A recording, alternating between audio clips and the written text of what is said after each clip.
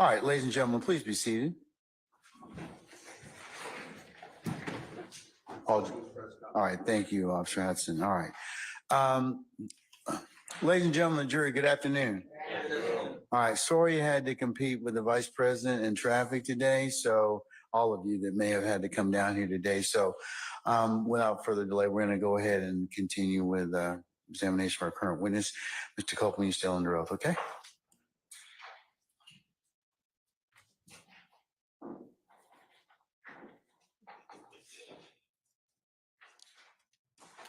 Good afternoon.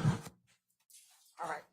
So yesterday we left off talking about your interview that you did on February 20th, 2015. Going back to the incident in which you, your girlfriend at the time, and your child was being shot at, do you remember seeing any of the individuals who shot at you? I never saw no one that shot at me at that time. Do you recall in that interview a period of time where the detective left the room and you were speaking with your girlfriend and you told her that you knew who shot at you? I never saw nobody. I never saw who shot at me. If I saw who shot at me, I would never told the police who shot at me.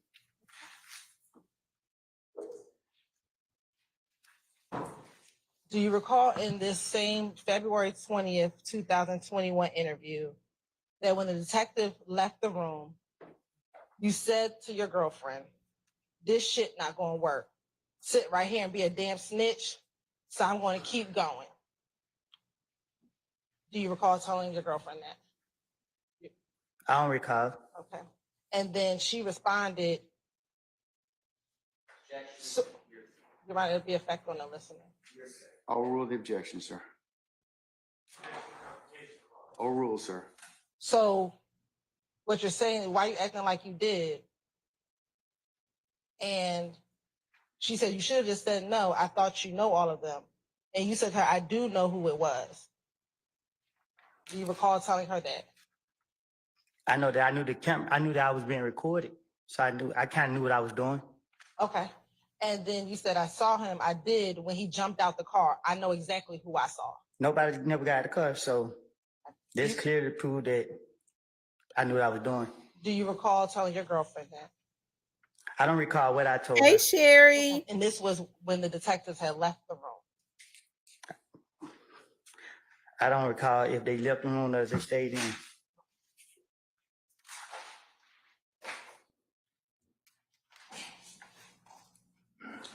Do you recall further in the interview when the detectives asked you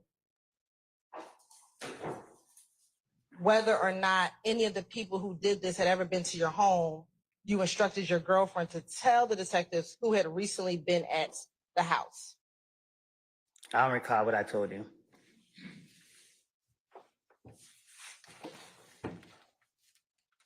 Do you recall the detective asking anybody you let come over to the house recently that normally ain't been by there? And then you told Deshaun, tell him who been there. Do you recall that? If I brought anybody to my house, I'm 100% sure they know not to play with me. Okay. Do you also remember when you and your girlfriend were in the room by yourself, you told your girlfriend it was Tay and them who did this to you? I don't recall. Was it Tay that shot at your vehicle? I don't believe so.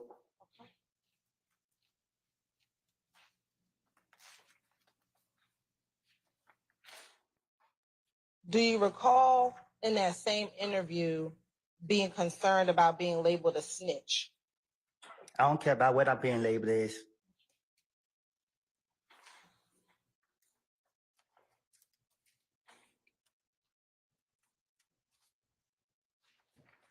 Let me ask you this. During this time when your home was when you were being shot at with your daughter and your then girlfriend, how many other family members' homes have been shot at that year? Objection calls for speculation and hearsay. I'll sustain as to speculation. I will overrule as to hearsay from Mr. Steele. To your knowledge, how many of your family members' homes have been shot up back in 2015 after Nut died? Objection relevance. Overrule, sir. I can't recall. Do you know? Okay, let me ask you this. Was your brother's home shot at? No. Okay. Was your girlfriend's mother's home shot at? Yes. Okay. Was your sister's home shot at? Yes.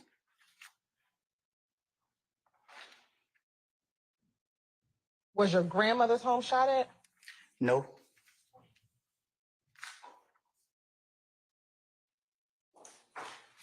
Did you think you were being retaliated against? Huh?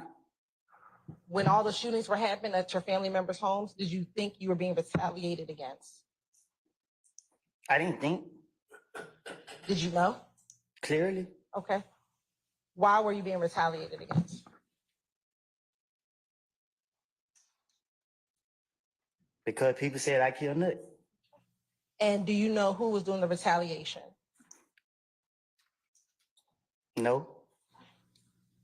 Do you recall telling detective in the same February 20th interview that it was a whole gang after you?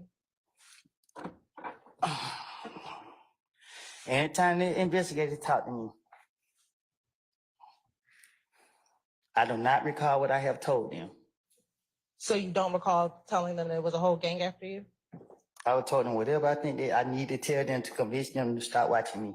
Was there a whole gang after you? I don't know. Was the entire IF gang after you? I seen a few of them, so I can't say that. Which were the ones that you saw? I don't know. Earlier, I asked you about whether you were concerned about being labeled a snitch. Do you recall telling Detective Copeland, Detective who? excuse me, Detective Copeland, Detective Curry, Now I'm a detective. or was it, I made a mistake. Talking about Correct. Detective Mr. Copeland. I'm about to ask you a question. Do you recall telling the detective, I know if I tell you what's going on, they're going to be on records and all this here. And you're going to get him locked up and he's going to get his discovery package. First thing they're going to do is send it to 2 places, to the street and to prison, and float it all around the city of Atlanta and then all around prison. But my name's over that. I'm not going that way. No, I'm not going through none of that. Look, they shot at me, my girl, and my baby. Almost shot my face off as we were running. I'm not for sure, but I thought I heard one of the bullets hit the car seat or graze the car seat. Were you concerned about snitching in this interview? I was concerned trying to get my story together, so I was trying to buy time.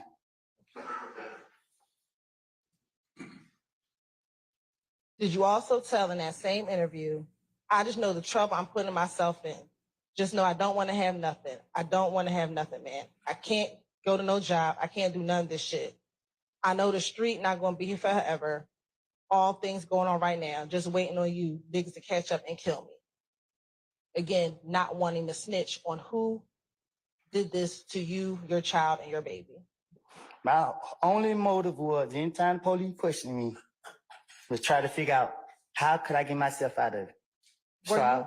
Anytime they asked me any questions, I was trying to, if I couldn't come up with no answer right then and there, I was trying to buy time to think of something to say. When you met with Mr. Curry, weren't you going there as a victim of an aggravated assault? When you went to go meet with the detective that's in that picture, Okay. weren't you going to talk with him about being a victim of a crime? No, I was shooting back. So I thought they were going to try to lock me up for shooting back. But during the course of that interview, were you made aware that they weren't planning on arresting you because you were protecting yourself? When they said they would take me downtown, I put my hand behind my back and told him, "You're gonna lock me up? Come on, get it out the way now." And did they ever lock you up? Cause he wanted the gun. So he gave me 24 hours to get him the gun. When he let me go, I didn't come back with the gun, so they sent the SWAT team to my house to get me But when you went the first day, did they ever put handcuffs on you? because they wanted the gun. Did they ever put handcuffs on you? You hadn't answered the question. Overruled. Did they ever put handcuffs on you? One of the officers pulled them out, and he told me we don't need that. Okay, so they never put handcuffs on you? Overruled, sir. Did they ever put handcuffs on you? I don't think so. Okay.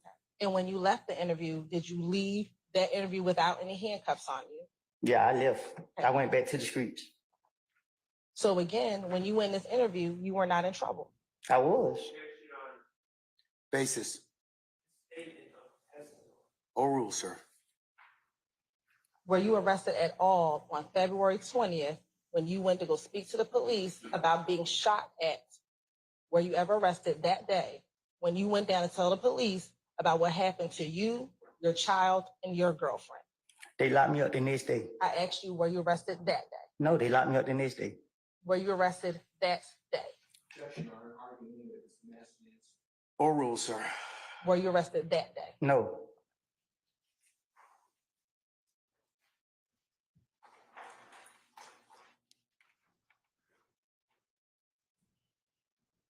Did you want the police to go and find the people who actually killed Nut so that people would stop retaliating against you? Yeah. Thank you, that dude. Hit all on notifications. If y'all's notifications aren't on, go and hit notifications and hit all. Do you recall being asked by the detective, you knew one of them. I know you knew one of them. Your face tells the story. Now, out of all the ones, I mean, you might know the other ones, but I know you know one of them because the face tells the story. Because the face tells the story of somebody being close that you trusted. And your response was, it ain't that. The truth is, I wouldn't say that person because I'm not 100% sure, but I know only one person. What's the base of your objection, sir? Foundation, predicate. Okay. All right. Foundation and predicate. I'll sustain the objection. Go ahead and rephrase, madam. Did you know at least one of the individuals that were shooting at you back in February of 2015? On my daughter's life, when that car pulled up on me, all I saw was a gun come out the window. They said, I never seen no one face. They was questioning me. They constantly kept telling me, you gonna let dudes shoot at you and your kids and this and that. And I'm telling them, and they won't believe me that I'm telling them, I didn't see nobody's face. I didn't see nobody's face. And then after a while, I got tired of them asking me, so I don't recall if I just went ahead and said, yeah, I seen Tay. I don't know how it came out, but in my heart, and still to this day in my heart, I do not believe Tay had anything to do with me getting shot at. Okay. Do you recall telling your girlfriend when it was just the two of you, I did when he jumped out the car? I know exactly who I saw.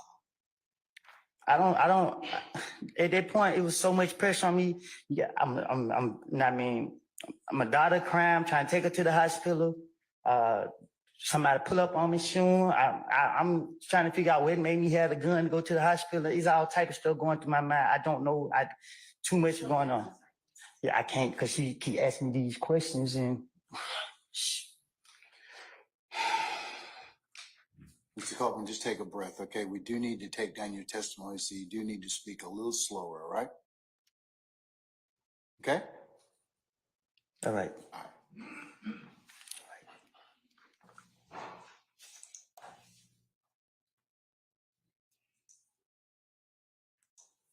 Are you? Can we continue? I don't got nothing else to say. About which part? Regarding the gun that you used to shoot back at these individuals, who were you going to give? Which police officer were you going to give the gun to? Huh? Which police officer were you going to give the gun to? Neither. Okay. Who did you tell them you were going to give the gun to? Whichever one they were asking for it. Do you recall them telling you needed to give the gun to Gaither? I don't recall. I know they said they want that gun as part of the investigation. I knew it was a trick. I told him if he let me go, I go get it and bring it back. He went for it. And why didn't you get the gun? Huh? Why didn't you go and give them the gun? You know, it helped him lock me up. At any point in time, did you ever get arrested for for shooting back at those individuals? Thank God.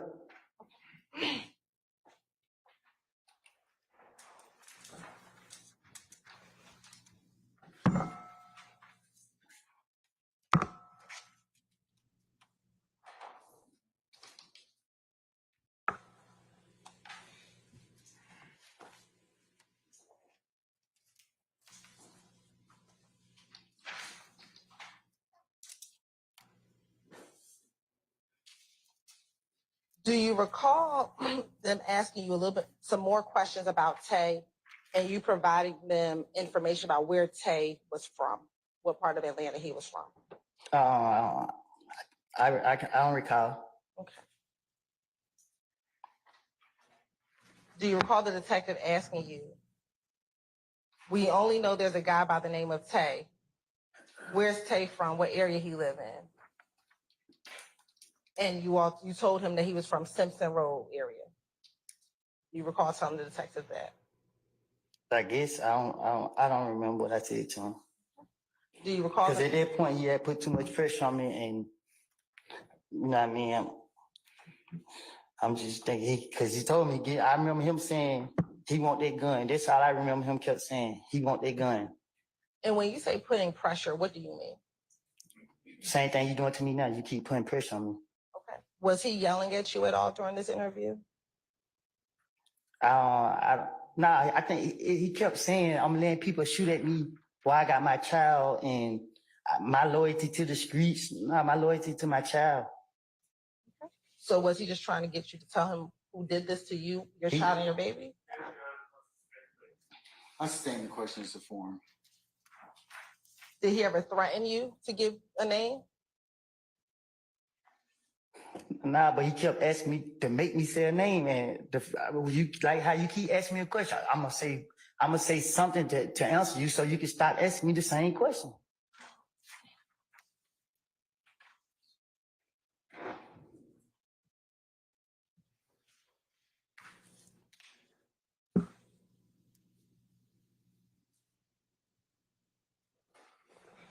Were you concerned about how you were going to survive the attacks on you and your family?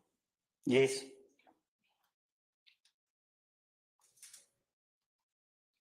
And again, were you concerned that because you had already spoken to the police about Nuts' homicide, that people were considering you a snitch, that people thought you were a snitch? I don't get what you're saying. Can you say that again? Were you concerned that people already thought that you were a snitch when you did this interview?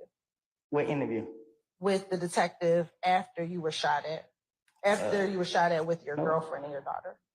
No, my only concern was no. Do you recall telling the detective in this same February 20th interview, I came and talked down here. Everybody look at me like I'm a snitch now. It's just like I can't get no money. You know, I was just getting money just by doing nothing. It's just like, hey man, I need to borrow this right here, just hanging around, going to the mall. He paid for everything, but all of them now, they all come out here, they think I'm a snitch. I always got my own money. When I need money, I knew how to go get it. Would Thug give you money at times? I'm not a handout type of person. Would Thug give you money at times? I never asked Thug for no money. Would Thug give you money at times? I can't recall if he gave me money, but I never asked him for no money. When you said he paid for everything, who were you referencing? The big money, the ballers.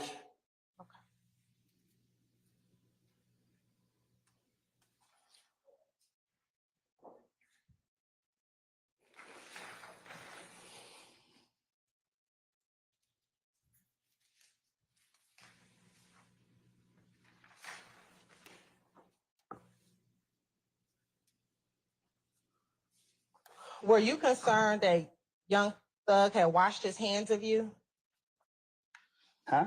Were you concerned because you had been speaking to police that Thug had washed his hands of you?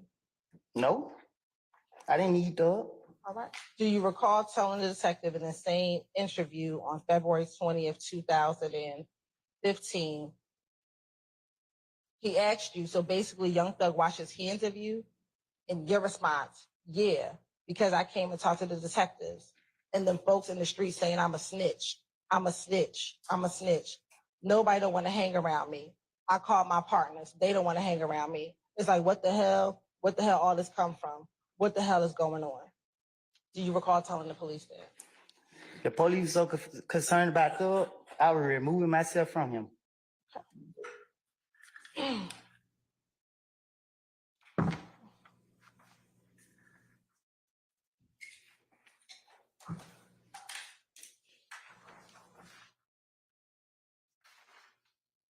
Do you recall at all talking to this detective about what happened that Monday night at Club Crucial with you and Kel, the fight between you and Kel? I don't recall nothing specific that me and him talk about outside of the shooting with my child. And I barely remember some of this stuff. You talking about some years ago when I don't even know what I did 3-4 days ago. Like,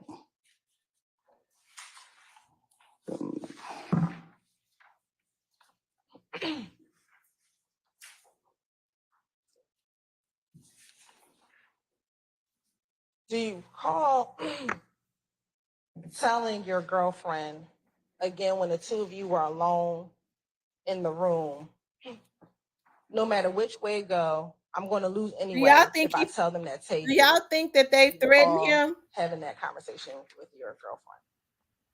you say it again? Sure. Do you recall being alone in that same interview room with your girlfriend and you told her, no matter which way it go, I'm going to lose anyway if I tell them that Tay did it? On my child life, once again, on Azari life, I never seen no one face that was in that car shoot at me. At any time, if they got the car, to this point, I never knew who shot at me. So when that detective was asking me, I just had to come up with something. I got no reason to lie about it. I didn't see nobody who shot at me. So y'all going back into interrogation when I'm telling you the truth. I don't know who shot at me. I have told them I didn't know. When they're gonna keep asking me, make me know, okay, cool. I'm gonna say, I'm done. Do you recall being hesitant in the February 21st interview, and we're going to get to that interview with Detective Gaither, when she showed you a photographic lineup and you actually eventually pointed Tay out of a photographic lineup? Because I know Gaten. You know what I mean?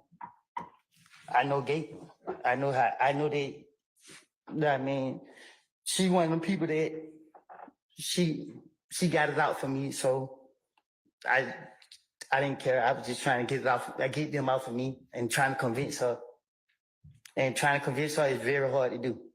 So I had to go through with it, even though in my heart, I knew that he didn't shoot at me, or he would have never shot at me.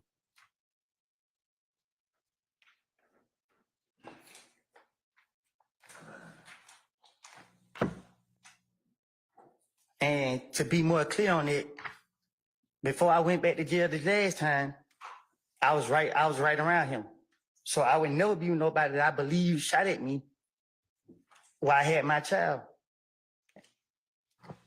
Why did you say Tay did it versus anyone else? First thing came to my mind. Why was Tay the first person that came to your mind versus anyone else? Because in the midst of trying to convince the police so they could leave me alone, I just got shot at. Only thing was in my mind was, get back. Okay, but you had to beef with Kel. Why not say it was Kel? Because I had to convince them. I gotta make it seem, if I say Kel shot me, they're gonna, how you know? How Kel know where you stay at? So I gotta come up with something to make them know, okay, well, Tay been over here. You know what I mean? So okay, Tay. I don't know. Like, But listen, you keep asking me. I told you I don't know who shot at me.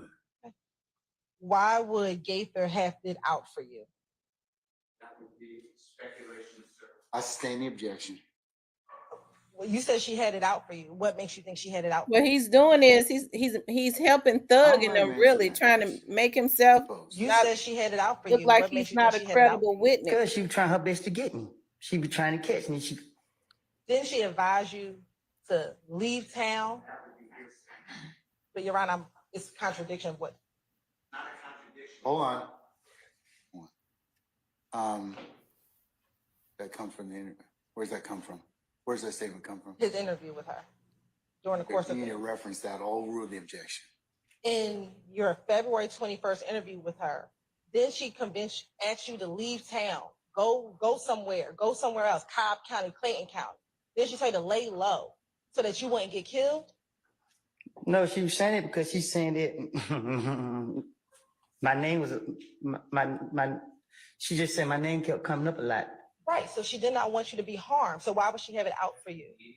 I sustain the objection. You can rephrase. During the course of that interview, was she encouraging you to lay low?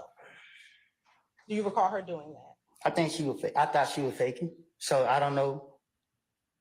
Outside of the interviews, would you talk to Gaither? Would you call Gaither on the phone? No, the only time I talked to Gaither is when she called, but it wasn't never about nothing in the streets or nothing. Right. So it was, hey, Miss Copeland, your name involved in the shooting. We want you downtown. This only time she called me, hey, Miss Copeland, they say you shot up this person's house. We need you downtown. I don't recall me and her having no conversations about nothing. when you were locked up, would you have your girlfriend call Detective Gaither for you so you can speak with her? You heard where I was, right? Where was I? In jail? So if she had it out for you, why are you trying to call Detective Gaither? Because I'm trying to, all she got to do is give me a name. I'm going to try to convince her so she can get me out of jail. But if she has it out for you, why would you trust Detective Gaither? I don't trust her. I'm trying to play on her.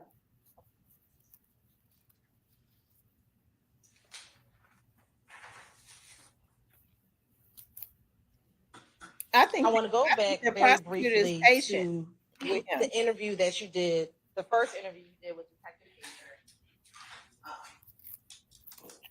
After your car was shot up on the car was shot at on the highway. Okay. During that interview, He hurting himself though, because the more he at lies, the time when your the car more she's got going shot to at, bring out what he said to the police. did you know about Lucci's mother's home being shot at? What you mean? Were you aware that Lucci's mother's home was shot at? Huh? When you met with Detective Gaither Right. about what happened on the highway, during that time period, were you aware of Lucci's mother's home being shot at? No. Do you recall talking to Detective Gaither in that January 28th interview about Lucci's home being shot at? I can't recall. During that interview, do you remember telling Detective He already Gaither pleaded the and fifth, Detective and they Dennis put him in jail. that Lucci's mama and dad got shot? So Nick called Big Boo's phone, and we was at Big Boo's house. Do you recall telling them that? I don't recall. Let me ask you this. Do you recall independently being with Big Boo and Lucci's manager calling his house, calling his phone, trying to give him $20,000 to find out whoever shot up Lucci mama's house? He got that 20,000. I sustain this form. You can rephrase. Do you recall being at Big Boo's house and someone from Lucci's manager calling Big Boo back in 2015? I don't recall. Sure. I go out.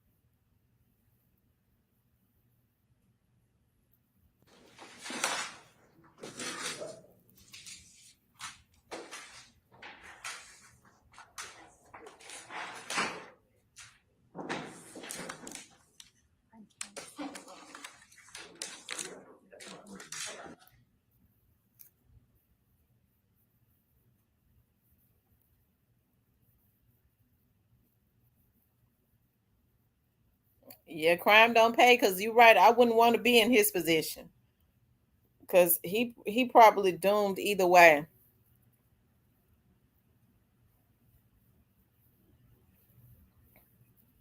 He might as well go and tell the truth.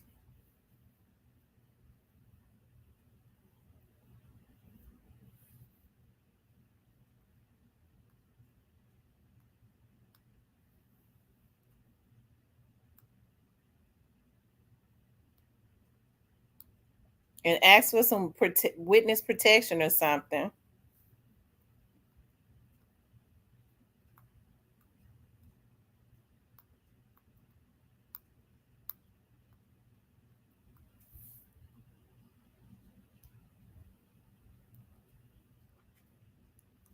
Hey, Roro.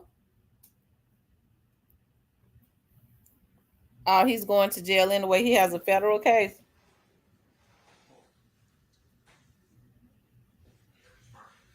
All right. Hold on.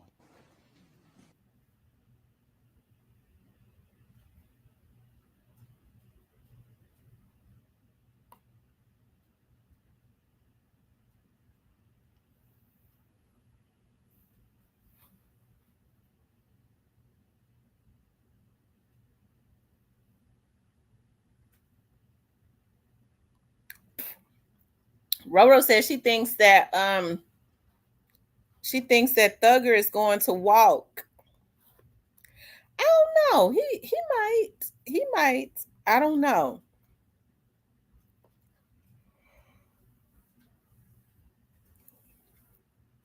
I was saying I think he's gonna get some time.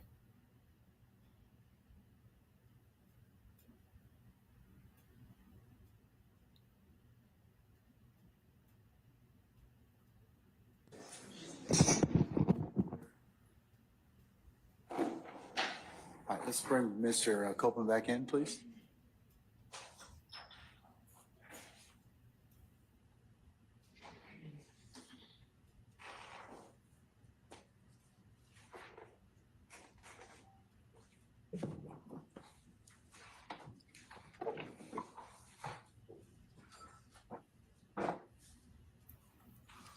All right, so you can continue when ready. Thank you. So I'll just ask you again. Back in 2015, do you recall being with Big Boo when Lucci's manager called him? I don't recall. Do you recall telling Detective Dennis and Gaither in the January 28th interview, Lucci's mama and dad got shot, so Nick called Big Boo's phone. We was at Big Boo's house. And the first thing that nigga said was, hey, Boo, Lucci's mom and dad got shot. Somebody shot up his mama and dad. Somebody's house got shot up. It's $20,000. Thank you, It's Roro. $20,000, man. There's $20,000 on their head or whatever they said. And you heard that conversation. I don't recall. Okay. And once you heard the conversation, that you took the phone from Big Boo and you told the person on the phone, I ain't did nothing. I didn't do that, bro. You know, don't scream my name. I didn't do that. And you kept telling that person that you did not shoot up his mother's house. Do you recall doing that? I don't recall. And did you shoot up Lucci's mama's house? You shake your head just so. No. Okay.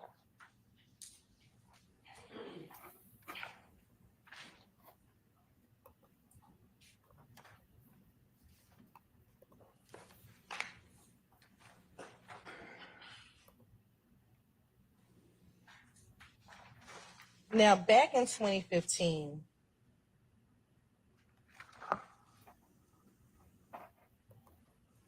who were the people that you would spend the most time outside of your family? Who were the people that you would spend the most time with? Huh? Back in 2015, outside of your family, who were your friends that you spent the most time with? My friends. Who? You want me to name every single person? Yeah. I'm not about to name every single person. Okay. So who are the people that you would spend the most time with?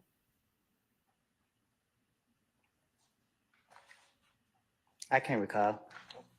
Do you recall telling Detective Gaither that you only keep a couple people around you, and it's really just Little D and Shannon? Do you recall telling them that? Probably so. I can't recall. Okay. And then you also said sometimes Moonsoon, but he might come around, but not every day. I don't recall. He mad. Why he mad for? What is he mad And then for? you said, I really have my, then you also further went to say, I really wouldn't want nobody around me but Little D. Your Honor, form of the question is my same objection. I'll sustain the question. You can rephrase. Sure. Between Shannon and Little D, who's the person you would have most around you?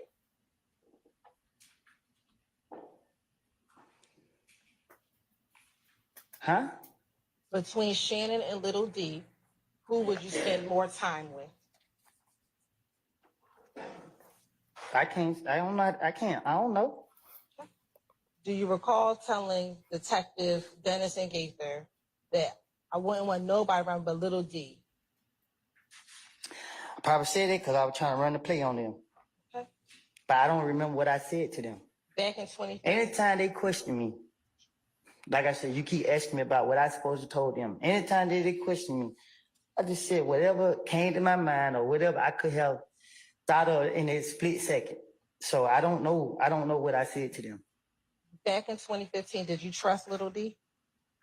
Say that again? Back in 2015, did you trust Little D? No. Do you recall telling Detective Gaither and Dennis, I really have my trust in him? Speaking about Little D. You said I really had my trust in him? Yes. No, man. And that, Go ahead. and that Little D ain't never going to turn his back on me. I told you I'm trying to tell them whatever they would have went for. Cause yeah.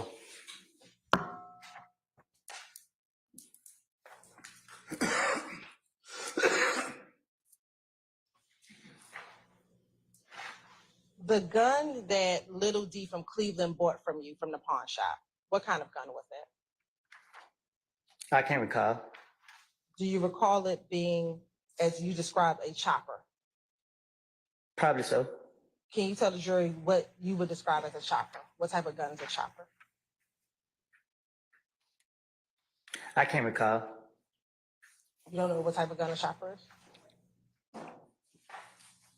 Do you not know what type of gun a chopper is? I don't know what I done told them. I'm asking you separately. What kind of gun did Little D purchase for you? A rifle, Okay. Is a rifle a chopper? I guess.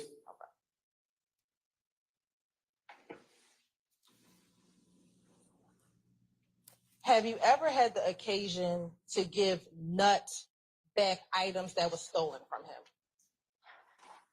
Back in 2015 before he passed away. Yeah, Okay. First, who stole the items? I didn't. Do you recall telling me the other day that you did take the items? Yeah. I said, I don't. Did you tell me You that? just asked me, did I give it back to him? I gave it back to him. Okay. My question is, do you know who stole it?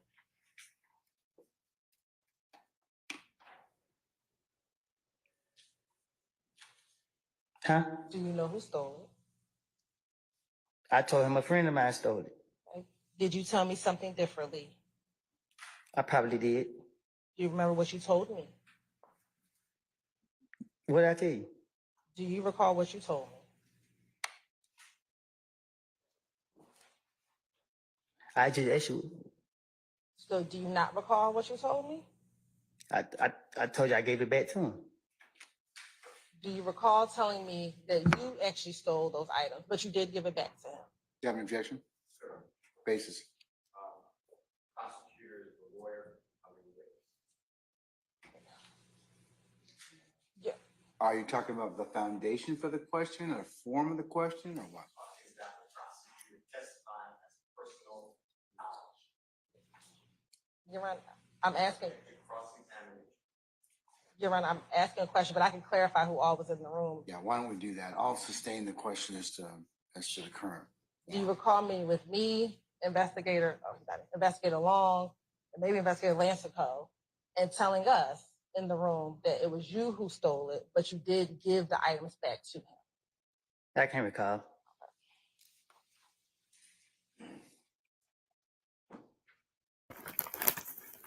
I When hope you they gave the items televise the back Young to him, Golf trial. do you It remember where you it were? happens. Where did you meet him at? In my neighborhood, Okay. And was he with anyone when you met with him to give the items back? I think so. Do you remember who he was with?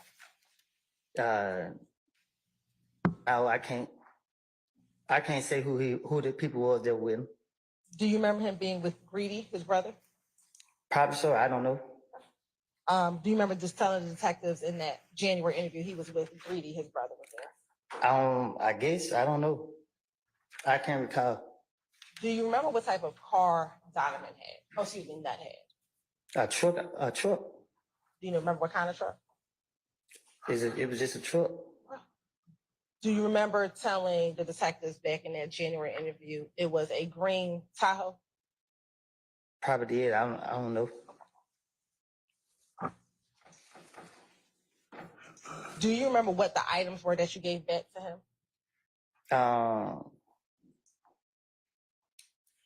Yeah, his driver license, phone, and his necklace. Describe for the jury, if you remember, what the necklace looked like. What you mean? Do you remember what the necklace looked like? Do you remember what the chain looked like? Yeah, it was a necklace. Was it a peanut? Do you remember? Oh, I think so. Oh yeah, I think it was a nut. I don't. If you don't remember, it's okay. Yeah, I don't know. All right.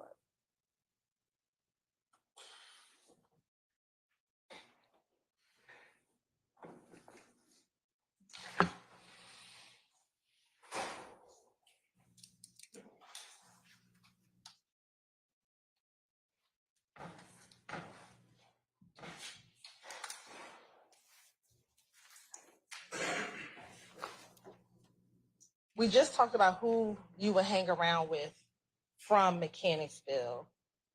Do you recall telling Detective Gaither and Dennis back in 2015 that you're not going to see you hang with anybody besides Shannon and Dee, who is from Mechanicsville? Shannon ain't from Canterville. Do you remember? I don't remember saying it. Okay. And do you remember also telling the detectives that there's not going to be one time that you and Dee are not together? I don't recall. But it's not gonna be no time that me, D, and Shannon is not together. Not just me and D. So the three of you will be together? When me and D together, it's me, D, and Shannon. Okay.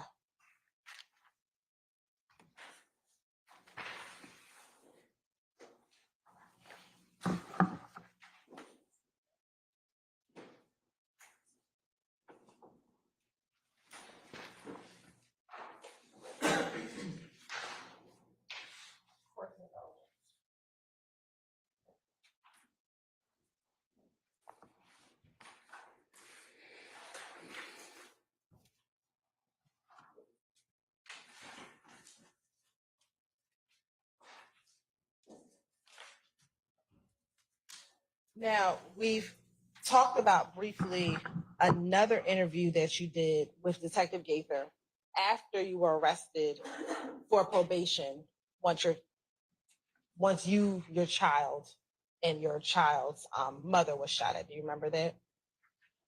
All right. And do you remember meeting with Detective Gaither after you had gotten arrested? No.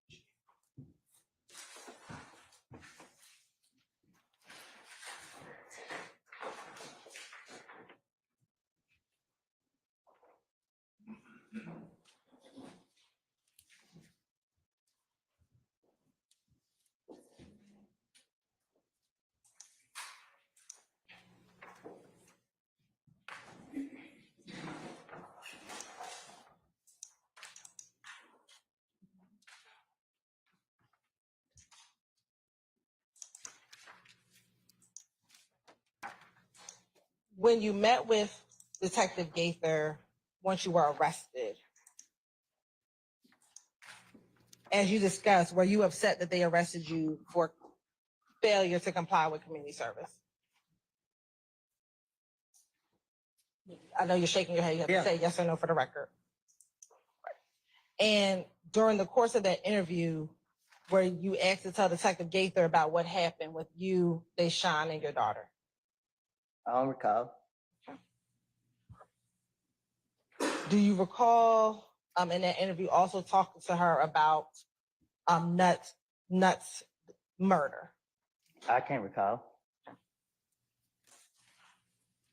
And during this interview, do you recall telling her that on the day that Nut was killed, you initially were at home at Deshaun's house? That's where I was, but I don't recall what I told her. And that you got a phone call from Little D? I don't know. I'll sustain the objection. We've already talked about where you were on the day that Nut passed away. Do you recall us talking about that over the course of the last few days? I don't know. Do you remember us talking about Nut's murder yesterday?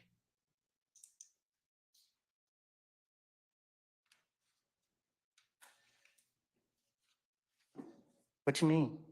Do you remember me questioning you about where you were when Nut passed away yesterday? You said you asked me that yesterday? Yes, sir.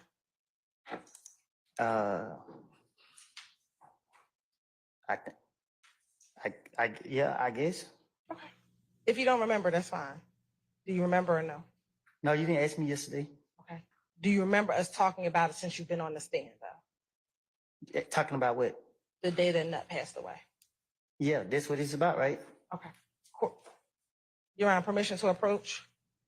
As long as you've shown that to the defense counsel, please.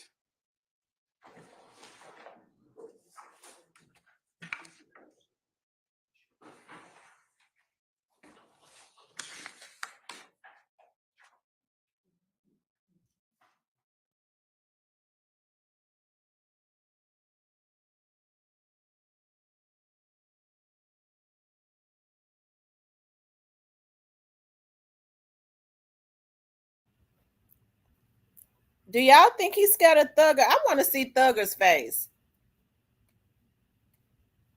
But you can't read Thugger. I mean, you can't read him.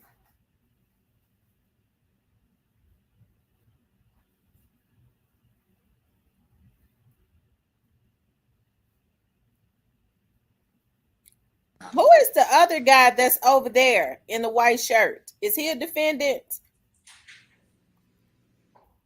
I'm showing you what's the market says given 378 Yankee D1. Do you see yourself in that picture? Is that you? I guess.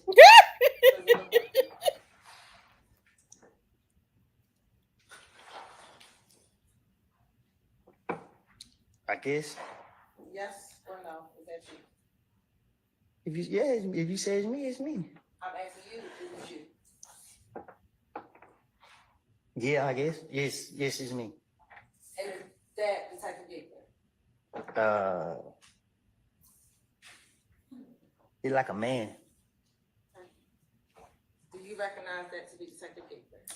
No, I can't tell if I can't tell for real. Was this?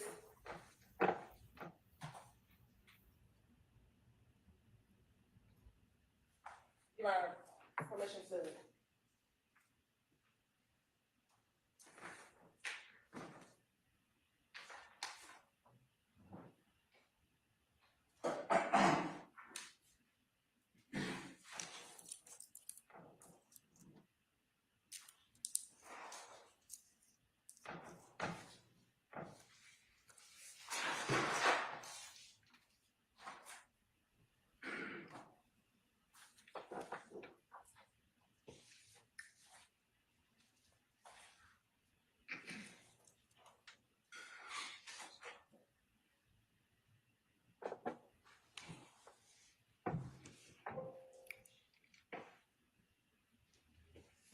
condolences. You have permission to approach? As long as you show that to the defense counsel.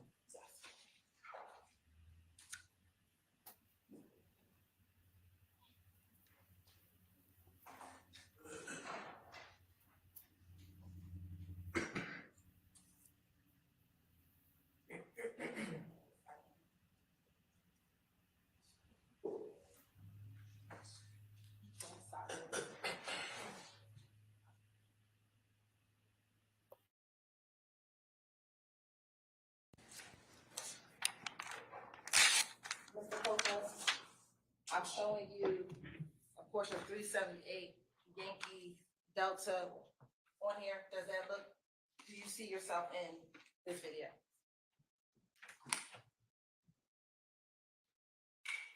Yes or no? Yeah. All right. Looking at this group, are you able to tell who that is? Yeah, this her. That's her? Yeah. Does that appear to be the same individual in the picture that I have in front of you? It looked like the same picture.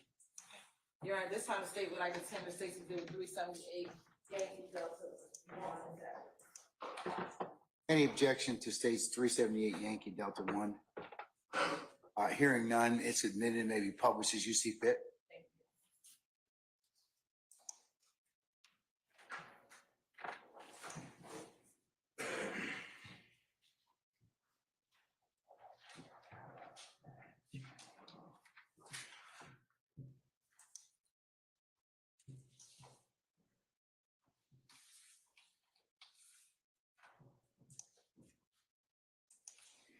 Mr. Kearns, can you enable share?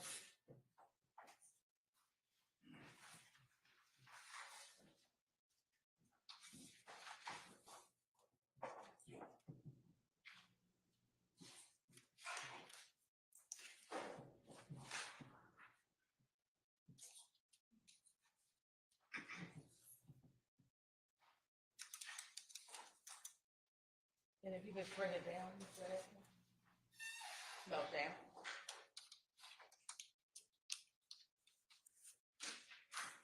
And just scroll down. Thanks.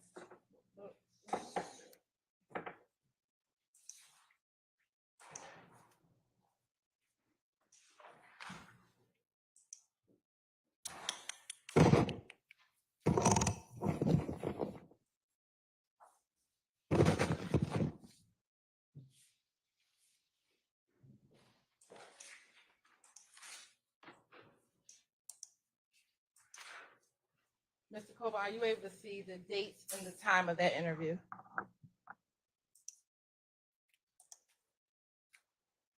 Yeah, right there. What is the date and time of that interview?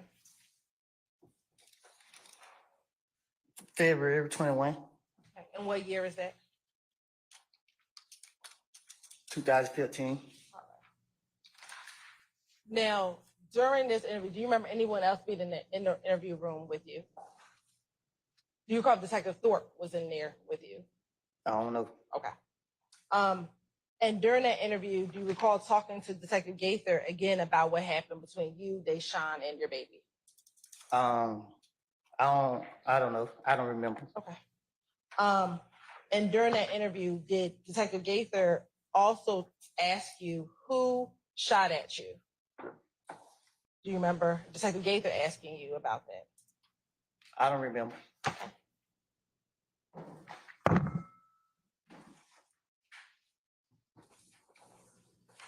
Do you remember being concerned in that interview about being labeled a snitch as well? I don't remember. Do you recall Detective Gaither trying to encourage you to tell them who did it so she can help you so you don't have to be getting shot at in the streets? But if I already told them Tay did, why would she be asking me that? Because you recall this being the first interview with Gaither. You had not met Gaither prior to this interview. I don't remember what me and Gaither talked about. Okay. Or what I said to her. Do you remember telling her, if I tell you anything, guess what happens? That make it even worse. What makes it worse? Everybody, oh, now I'm a snitch. And remember her asking you how you would snitch when somebody was trying to kill you and your baby. How was that snitching? Okay. If there was the truth, why would I wait till later or at any point and say anything to the police? It's self-explanatory. What is self-explanatory? The whole thing. You seen here tonight what I told to the investigator, and I'm so concerned about being labeled a snitch. So why would I tell them the truth to anything if they trying to say I'm concerned about being labeled a snitch? So if I'm gonna tell them something that label sooner or later gonna get out in the streets, why would I be concerned about being labeled a snitch? It doesn't make sense. Do you recall being reluctant to tell the detectives who it was? No, I was trying to buy time to come up with something to tell them so they can get up off me or let me out of jail. Would you, the interview that you had on February 20th,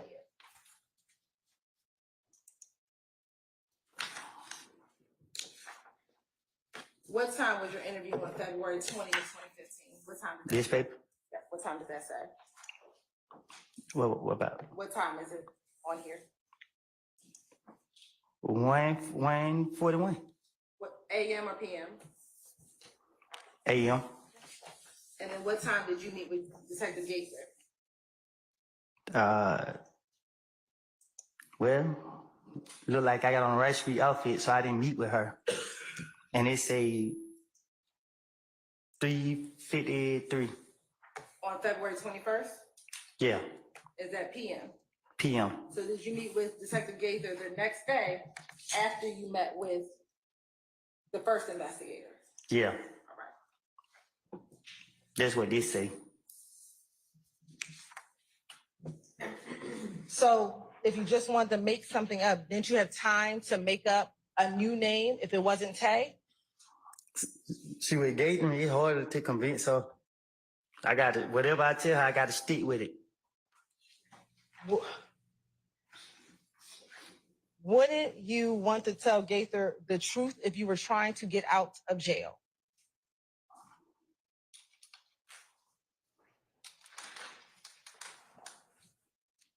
If you were trying to get out of jail, wouldn't you tell her the truth? But if she asks me about something that I don't know and I'm trying to get out of jail, I gotta act like I know. Did you ever try just telling the truth to get out of jail? Have I? Probably. I don't know what I don't told her, so I can't remember what I told her, so I don't How bad did you want to get out of jail? want to get out of jail. So wouldn't you want to tell the truth to get out of jail versus lying? Objection has been answered. Oh, objection. Wouldn't you want to tell the truth to get out of jail? But if they ask me who shot at me, and I didn't see nobody shoot at me, and they constantly thinking that I seen somebody shoot at me, and I keep telling them I didn't see nobody shoot at me, they don't want to believe me, so what I got to do then? And if I feel like this is the only reason I'm going to jail, I got to stick to what I don't told her. So why tell your girlfriend that? When no police are in the room, I don't know. why tell your girlfriend that? I don't know. I don't recall me sitting there just telling her that. I don't even understand how his name even came about from the start. I just know once I heard Tay, that's why I just stuck with Tay. I don't know if I brought it up. Which I doubt I brought it up because I didn't have no reason to bring your name up. How would the police know who Tay was? I don't know. How would the police know Tay was even in your neighborhood at the time? I don't know. So why would the police bring up Tay? Then I said, I don't know. I sustain the objection.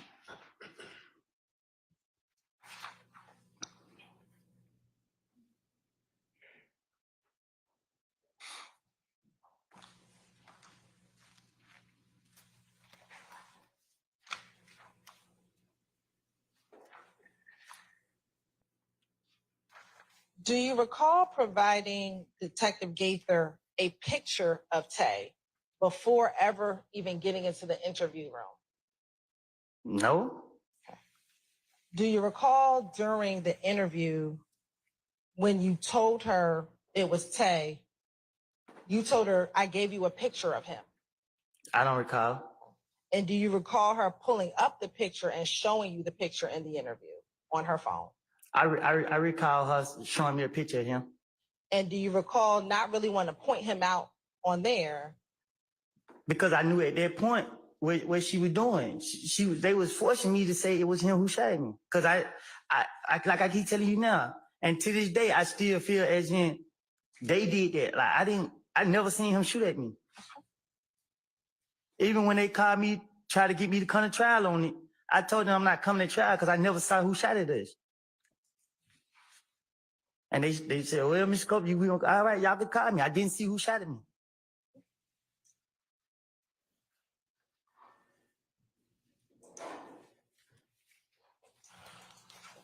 Were you concerned about being labeled a snitch because of what was happening to your cousin? My only concern was not being able to protect my family. Do you recall telling Detective Gaither that you were concerned because your cousin was being tortured because he was labeled a snitch? My only concern was being in jail and not able to protect my family. Okay. Do you recall telling Detective Gaither in referencing your cousin, well, he's getting tortured. Everywhere he goes, he's a fucking rat. Don't nobody want him around. This and that, this and that. And then he turned right around and I'm in the same damn shoes he's in. But I won't. I don't know if he did whatever he had going on, but you didn't want to be labeled a snitch. This is the police talking to me, and they're not trying to hear what I'm saying. They're trying to force me to say that somebody shot at me that I did not see shoot at me. I'm trying everything in my power to not lie on this man.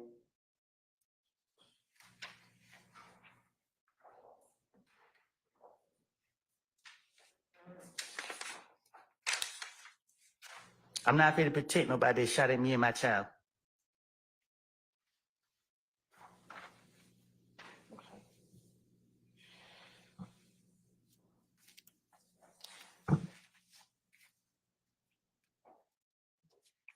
Did you ever give Gaither the gun that you used in the to shoot back at those individuals who shot at you and your child?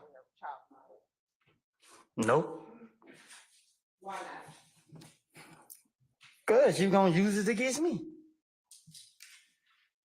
Who did you get the gun from? What you mean who I got it from? Who did you get the gun? I stand objection.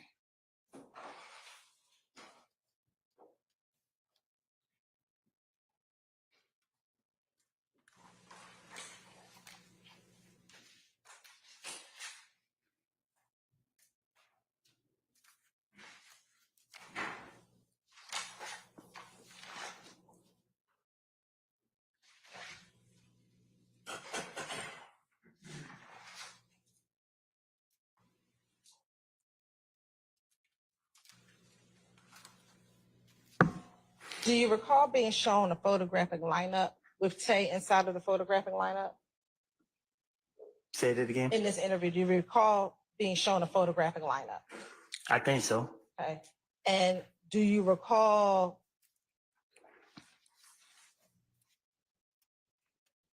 not wanting to sign the photographic lineup? Right. I do remember. Okay. Why didn't you want to sign the photographic lineup? Because in my heart and from facts, I didn't see who shot at me, and they constantly kept trying to say, they kept pushing me to say to make me think that I saw somebody I know I didn't see.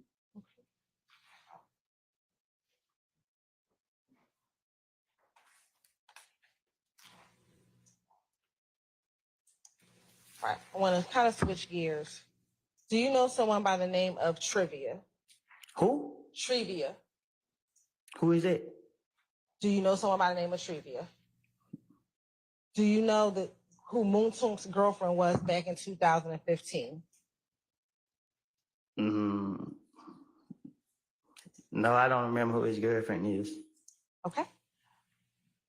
Do you know someone by the name of Aunt Trivia? I never heard the name before. I don't know. Okay. Do you recall talking to a Detective Lewis in the same interview regarding Trivia being Kel and Moon Tung's girlfriend? Oh, her? What about her? So My question is, so do you now know who Trevia is? Yeah, I know you're talking about. Okay. And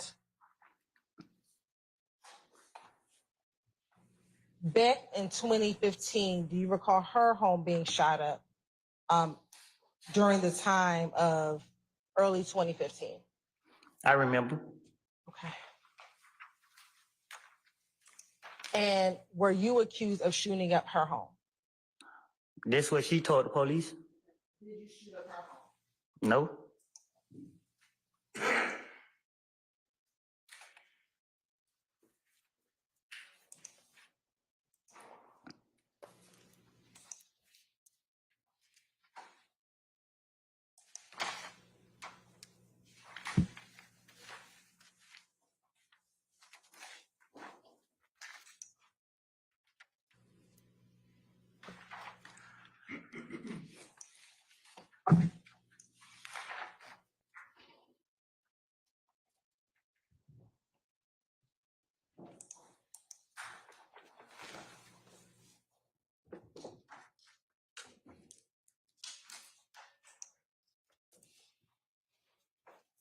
In the 3 interviews we've talked about so far, were you asked by the investigators to tell the truth?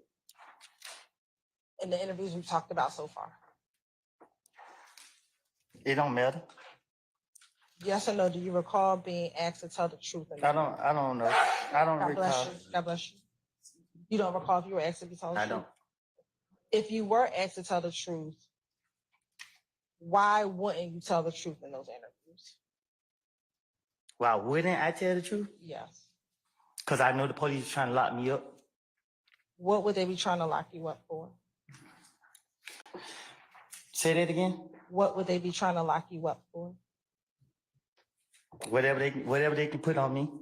Did you ever?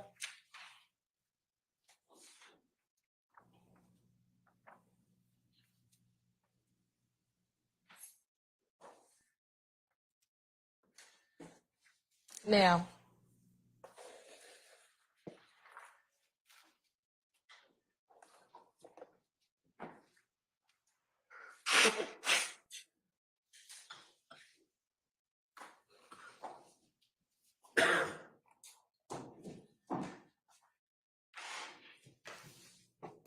would telling the truth have gotten you locked up? Huh? I stand the question. Now, in June of 2015, were you arrested for having a gun at the Dunbar Recreation Center? Say that. Can you say that again? In June of 2015, were you arrested for having a gun in the Dunbar Recreation Center? In June, was I arrested? Yes, sir. Mm-hmm. Is that a yes? Yeah. Can you tell the jurors what occurred at the Dunbar Recreation Center? I was playing basketball. The police came there and locked me up. And why did the police lock you up? Because I'm wounded. Did you have a gun at the Dunbar Recreation I had a basketball in my hand. Center? Was there a gun also at the Dunbar Recreation Center? They say it was. Where was that gun located? I was placed in handcuffs, walked out. I don't know. Did you have a gun inside of an H&M bag while at the Dunbar Recreation Center? I was in the basketball. I was in the recreation center playing basketball. Had my shirt off with no gun on me playing basketball. Did you take a gun to the Dunbar Recreation Center in an H&M bag? I was playing basketball in the Dunbar Recreation Center. So your answer is no, that you did not have a gun at the... What I'm saying, well, I was playing basketball. When I looked up, I seen a whole bunch of police in there walking towards me, putting my hand behind my back, and asked me, was it bad mine? I said, I don't know nothing about no bad. They took me to the car. There was a whole lot more police that came. They took me from Mechanicsville to Turnerfield and asked me, was that gun mine or was that bag mine? I told them I don't know nothing about nothing. They said, if they find out that their gun or their bag was mine, they're going to come back and lock me up. I said, do your job. They let me go. And that was it. And did they let you go that first day? They let me go. All right. Did they eventually arrest you for that gun in that bag? They did. All right. And was that the gun that was purchased by Quindarius Zachary for you? I guess. Yes, no, I don't know. Yeah, that's what I went to jail for. Okay, so that was the gun, that the chopper that we talked about earlier. I'm gonna overrule the objection. That was Mr. Steele. Asked and answer. Was that the chopper that we discussed earlier?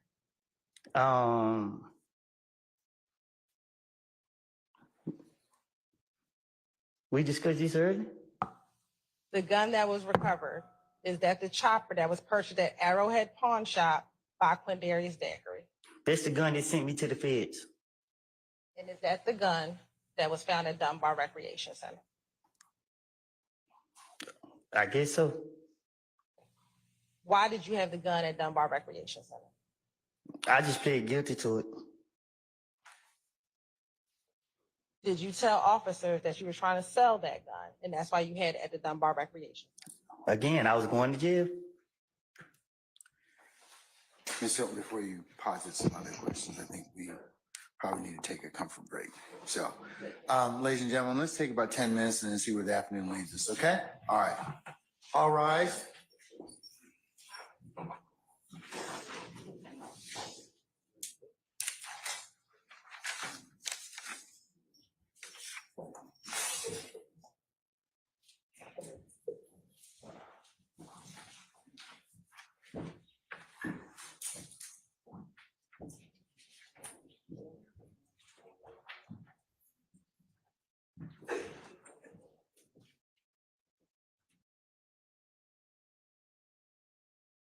All right, ladies and gentlemen, our jury has left us for recess.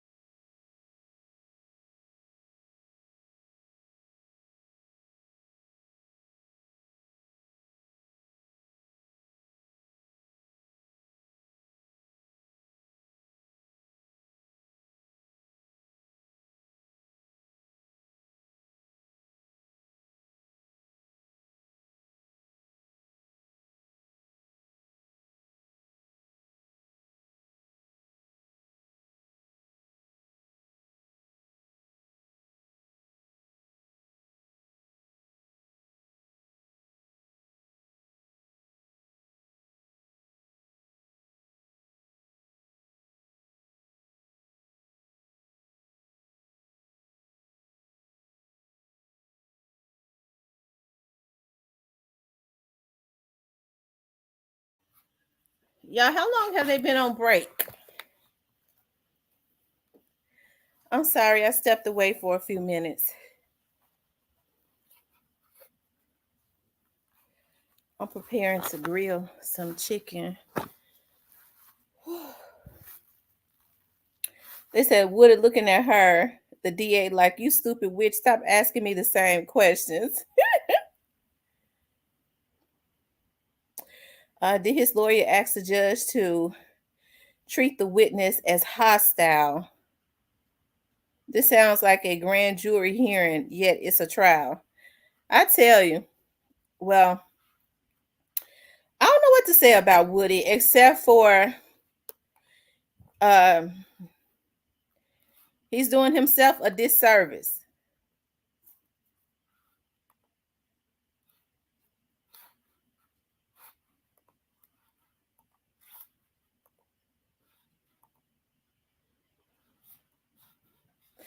I guess he's trying to prove, still trying to save a little bit of his credibility.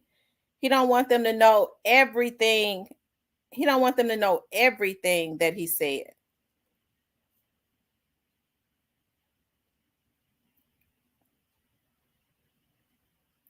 Alto is a woman's breast.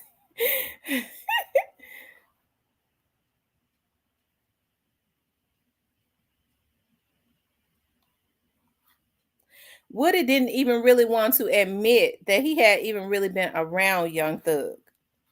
He didn't really even want to admit it. But I think Woody told on them because Woody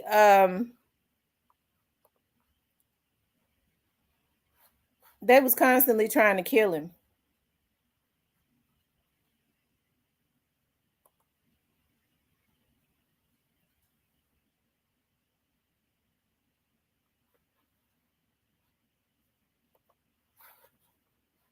He felt like they was trying to kill him. Woody probably, it sounded like to me he had been telling. And they found out about it.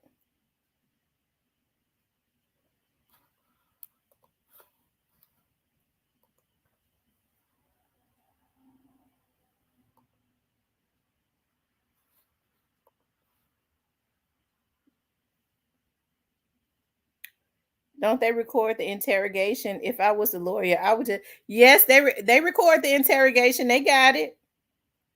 What she's doing is reading the transcript. But she needs to, I would too. I would play the interrogation. That's what I would do.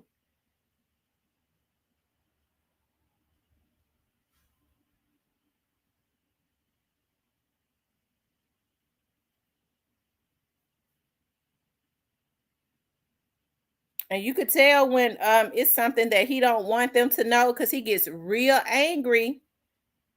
He gets really angry.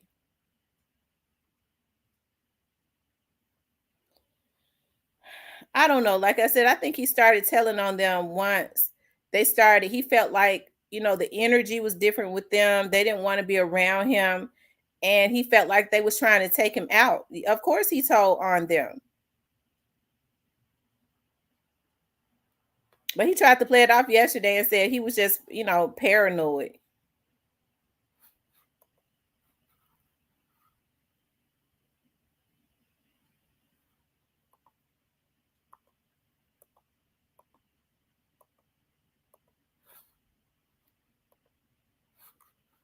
Mm-hmm.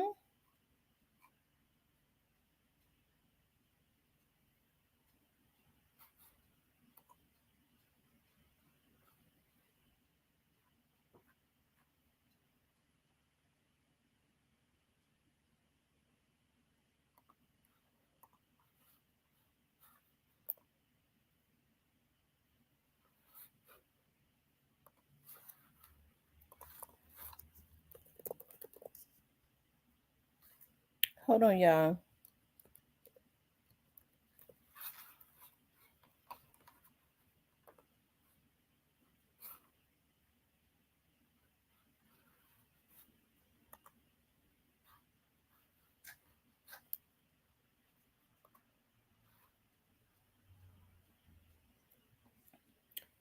TB21 says she got to ask the questions and then play the interview.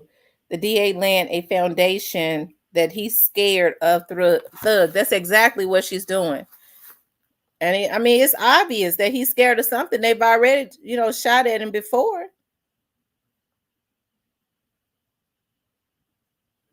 I want to see Thugger's face, but Thug don't even look up. He does not even look up. I think the prosecutor, she's doing a good job. TB21 fact, she's trying to make him look like he not a credible witness.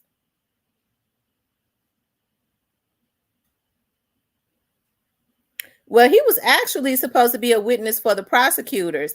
She's not, she's trying to, I guess she's trying to make it look like he is afraid that what he had said before was the truth and now he's afraid.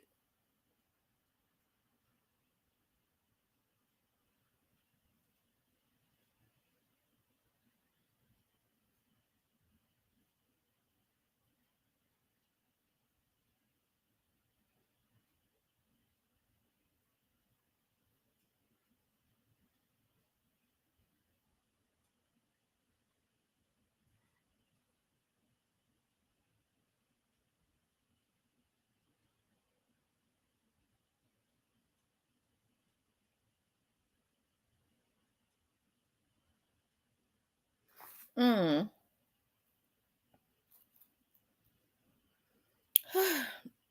How long did the judge say that they were going to be out? Did he say 15 minutes or something like that?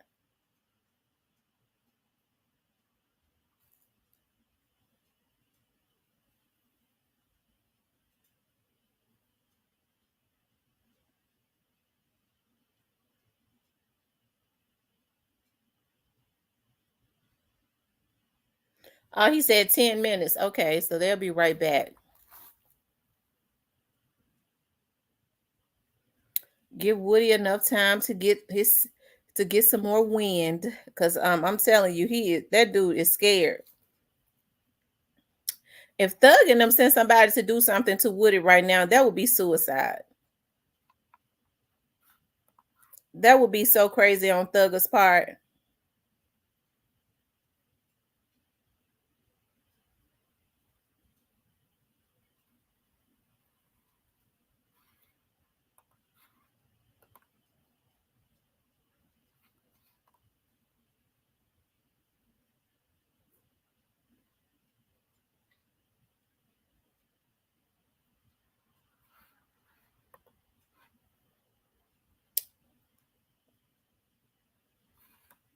Going back and look at some of the comments.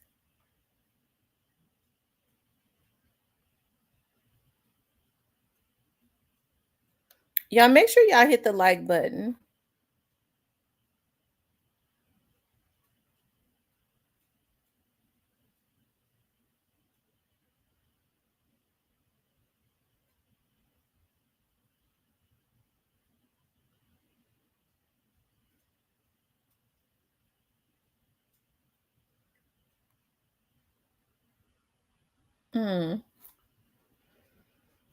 I wonder if Woody is still staying in Atlanta.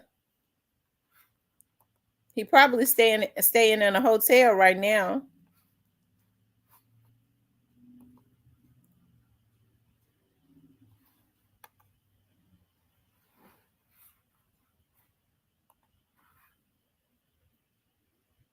Woody need to be asked these questions in front of the judge, DA, and defense lawyers only, with the rest of the courtroom watching on his screen. I think his answers would be more truthful. Me too. He's afraid of Thugger, and it looks like it's another. Who are all the defendants in the courtroom? Is it just young Thug, or look like I saw another young man in there? Hey, the real little T. Hey, Ashley.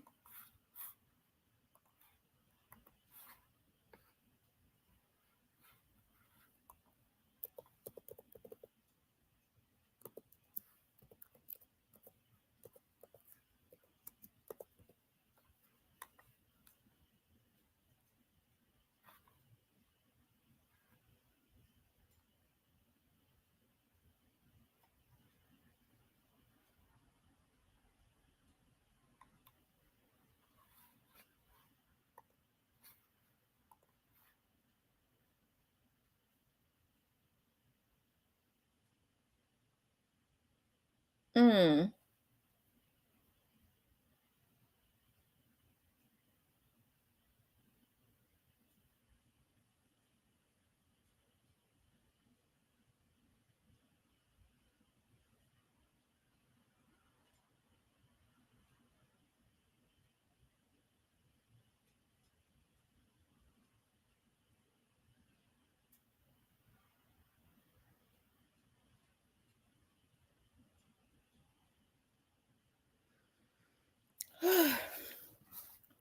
I hope Woody don't have a heart attack up there on the stand, cause shoot.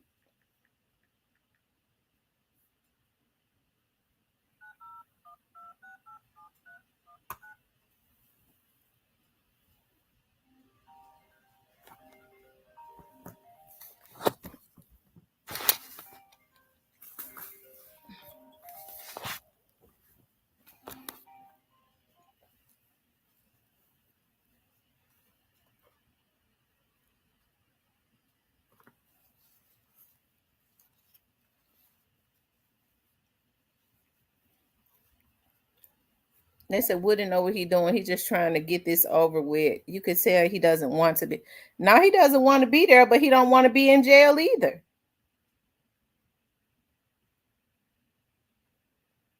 He don't want to be there, but he don't want to be in jail.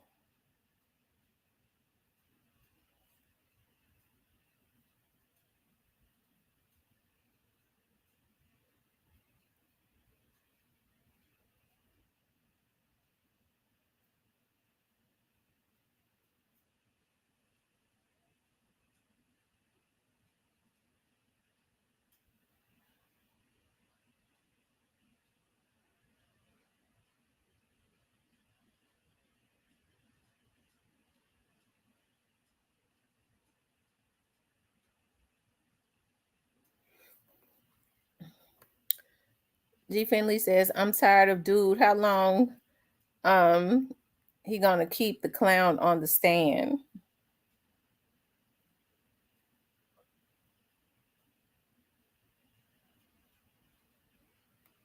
I don't know, but I think he's not helping himself.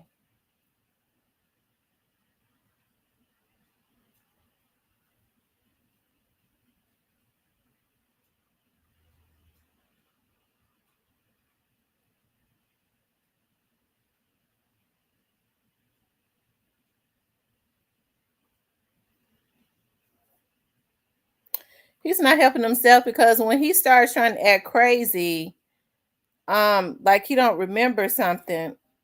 Hold on.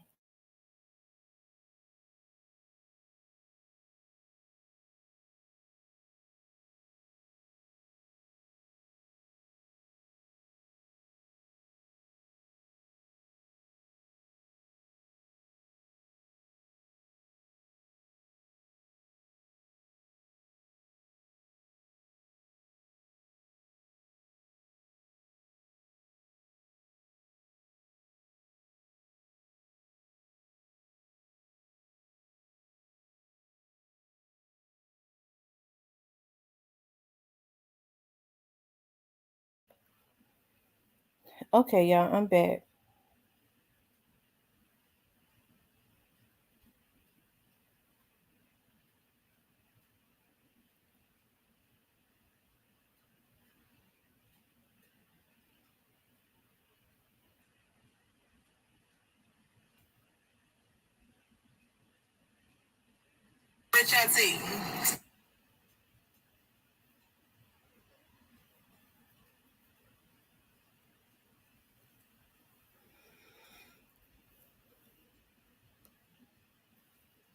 They say he playing heartless but scared to death of Thug.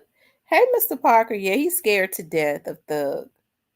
They've already tried to, take him out.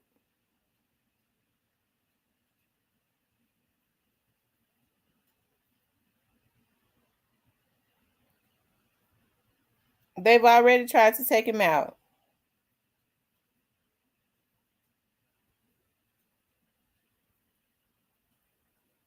He probably more so scared for his family.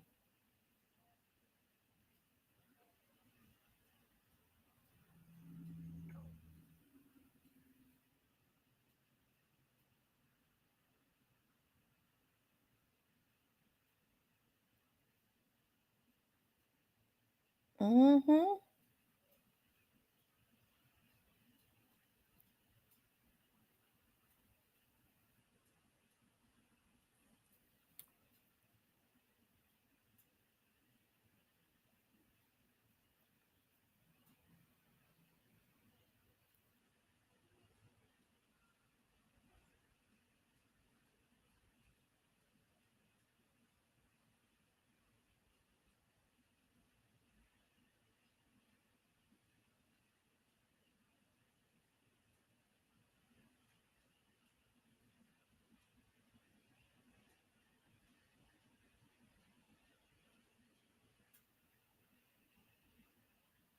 Mm.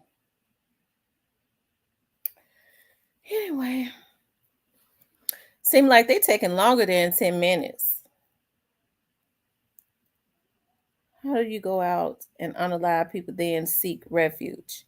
Yeah, I think that's the issue people got because he probably was the main hitman because he crazier than a road lizard. You know, he was probably one of the main hitmen, and the thing about it is he don't want to go to jail. He should have just went on to jail and not say nothing.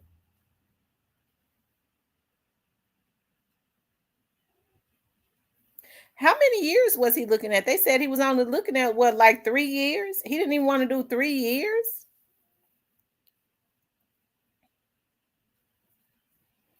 Oh, they went on a bathroom break. They said he didn't even want to do 3 years. Was it 3 years or 7?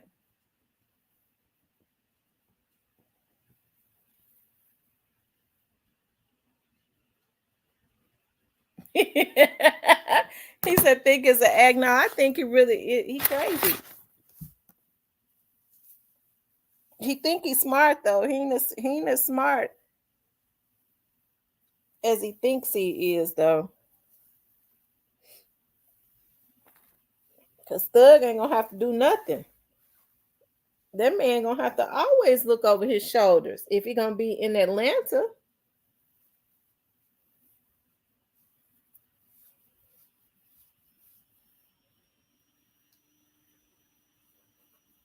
All they offered him was 2 years.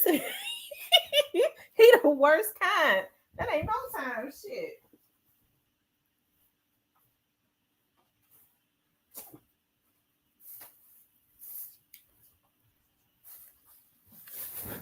You supposed to be a hitter, but you don't want to go do 2 years.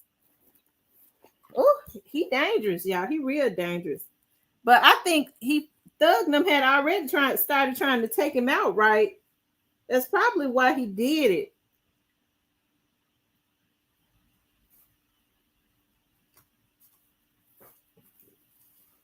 That's probably why he did it. But he said that they started acting funny with him because somebody was saying that he was snitching. That means somebody knew. They was right. He had been telling. That's why he got scared of him.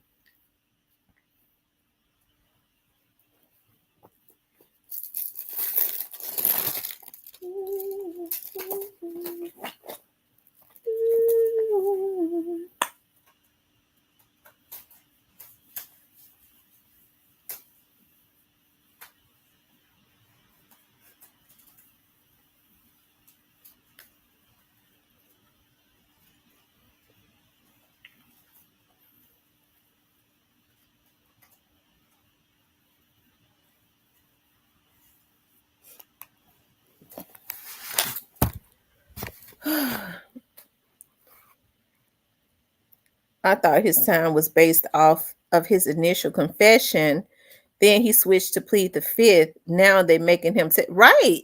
He think he gonna get immunity. They gave him immunity based off of him telling, and he think he gonna get up there and plead the fifth, and he still ain't doing it right because he's not actually pleading the fifth, but he's being very evasive.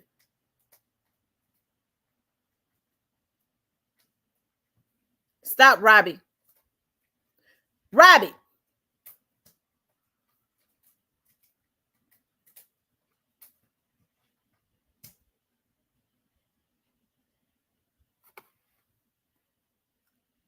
If that damn puppy ain't bad, he's standing up on the other puppies trying to pull something down.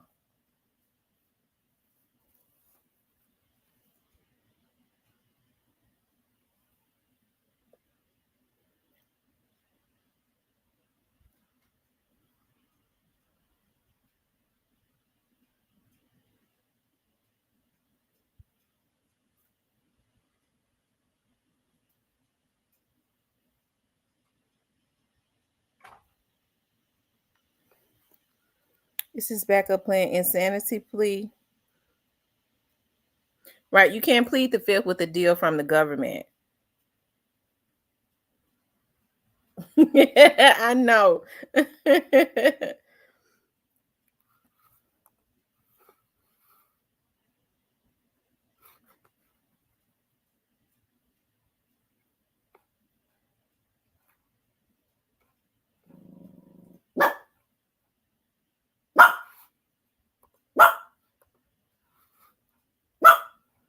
Hey.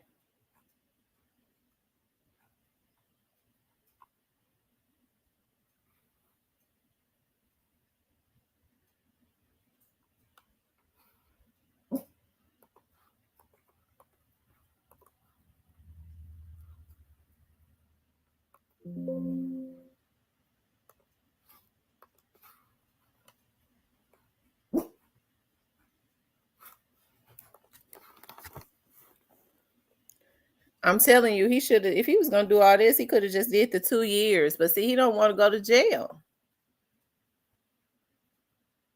I bet you when the judge made him do weekend time, here they come back. I bet when the judge made him do weekend time, he was scared as I don't know what.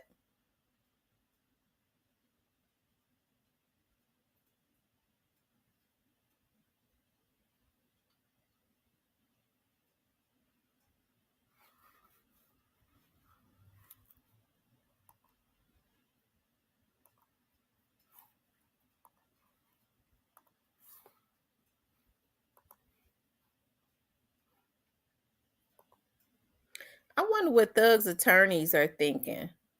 Seems like to me he working for them. Thug's attorneys are the one that's doing the objections.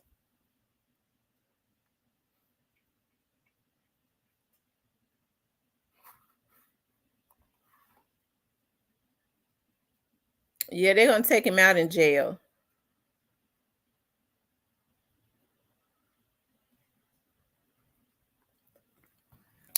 I think that female prosecutor is being very patient with him.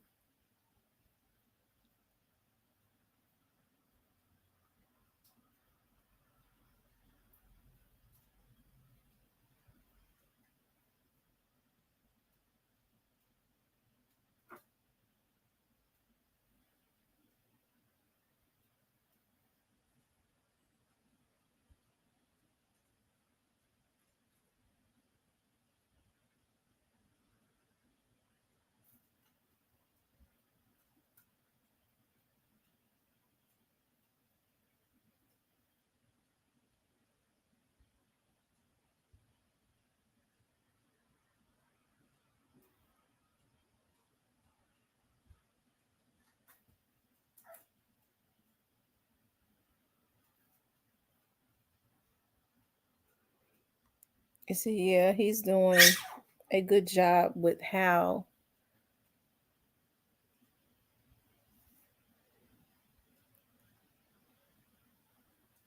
she has to ask the questions to a dummy. Whenever he asks her what you mean, that means he's really trying to get the opportunity to think of a lie. That's giving him a chance to think of a lie to say. So he ain't quick on his feet. He's not that quick on his feet. He just, huh? What you mean? He thinking of a lie to say, a comeback.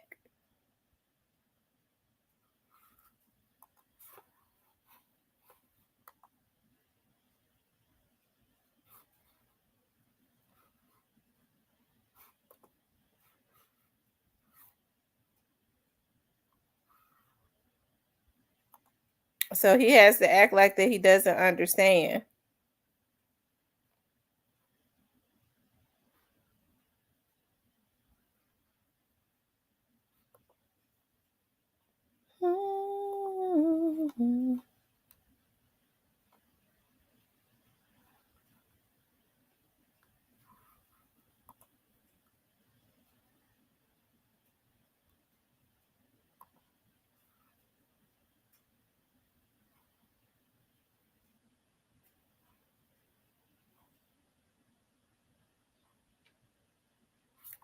Mm-mm. I think he's trying to frustrate her, like she trying to do him. He hurting himself though, because every time he denies something, she's gonna read what he said.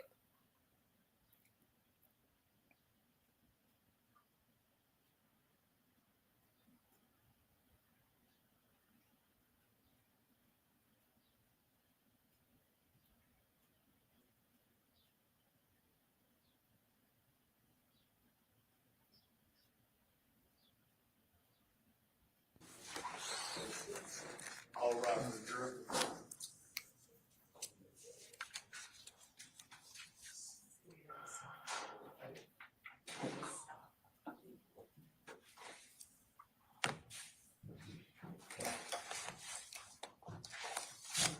And the fool is back. He ain't that crazy. He's not crazy at all.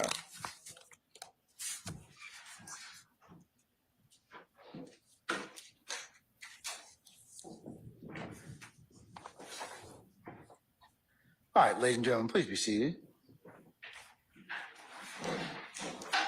All jurors present? All right. Thank you, Debbie Hudson. All right.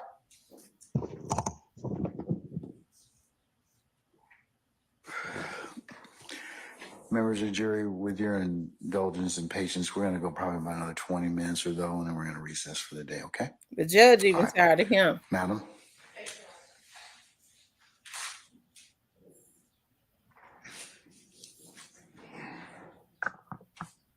Mr. Copeland, what blood set were you a part of? Can you repeat that? What blood set were you a part of? What blood set what I was part of? Yes, sir.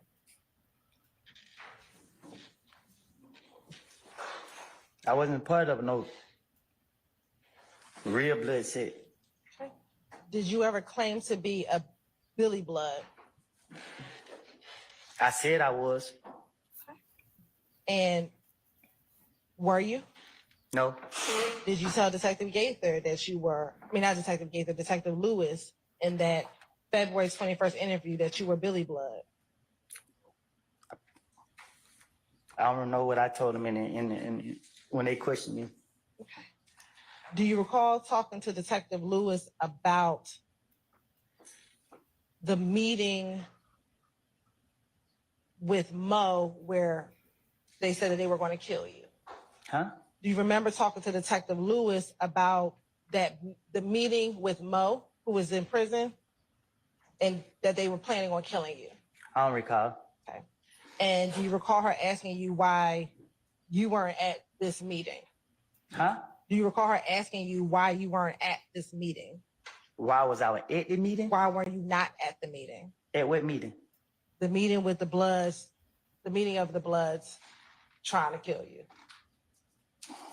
I don't recall. Okay. And do you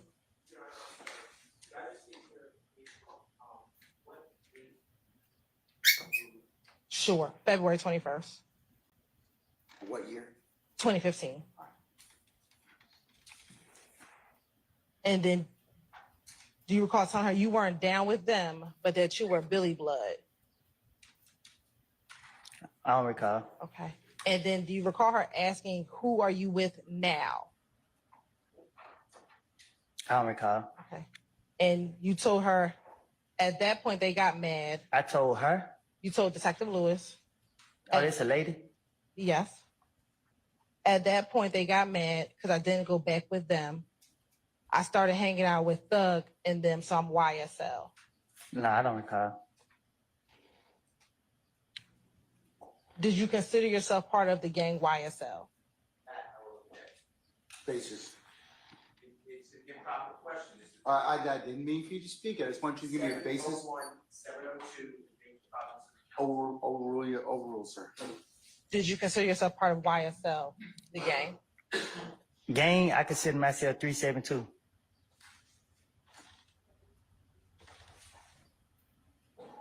When did you consider yourself 372? What you mean, when? Did you consider yourself a 372 when you called yourself Billy Blood? I always been 372. So even as a part of YSL, Or do you consider yourself 372? Gang, I'm always 372 when it come to gang. Did you also consider yourself part of YSL? 372 when you speaking on gang. Yes or no? Did you consider yourself a part of YSL? But you saying gang wise, like So you did not consider yourself part of YSL, the gang? when it come to gang, I consider myself 372.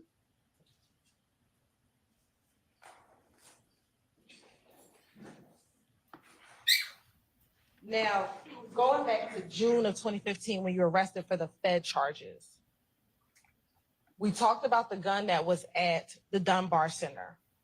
When you were arrested, where were you arrested at? Which time? When you got arrested in June?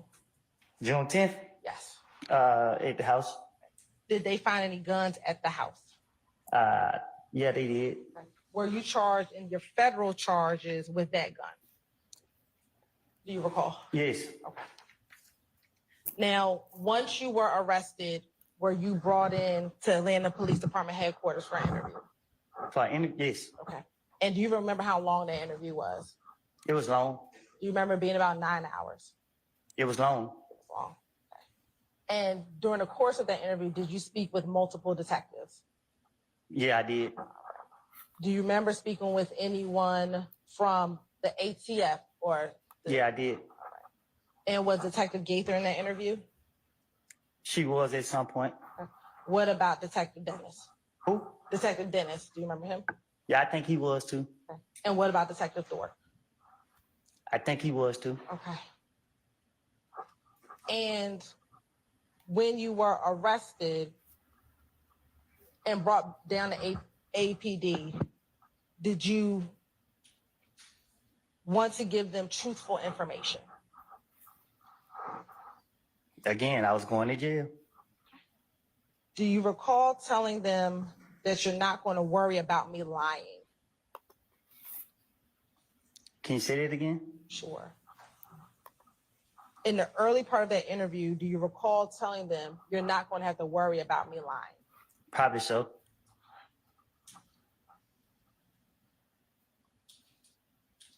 Why did you want to speak to the police that day?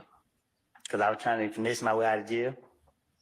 And what did you think you had to do to finesse yourself out of jail? Well, they kept asking about Young Thug, so that's the direction I had to go. Did they ask you about anything else? They asked me about the gun. I think they asked me about the gun first. Did they ask you about anything else? Yeah, they asked me about a lot. Do you recall them asking you about Nuts murder? Yes. And did you speak with them about Nuts murder? Yes. And did you speak with them about the gun at the Dunbar Center? Yes. And the gun at your house? Yes. Okay. And did you also speak with them about Young Thug? Yes.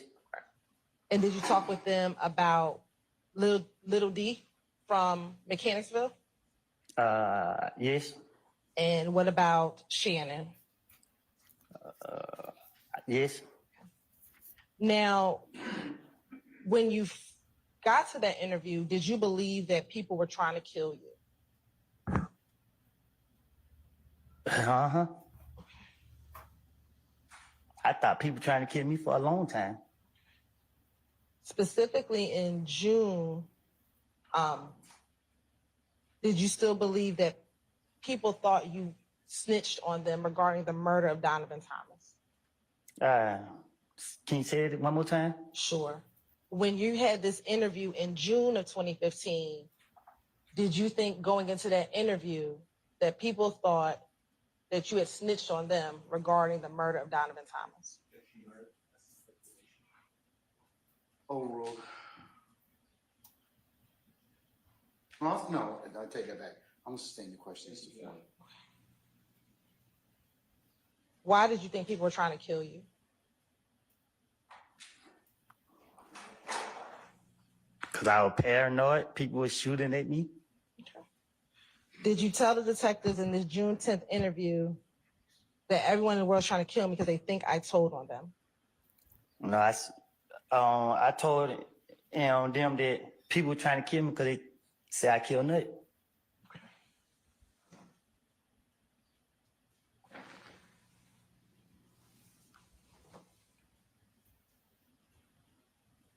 Do you recall telling the detectives about the fact that that Doug's sister had called you or had texted you? Can you say that again? Sure. Let me ask you this. Did Doug's sister ever text you regarding you going to the police about Nut's murder?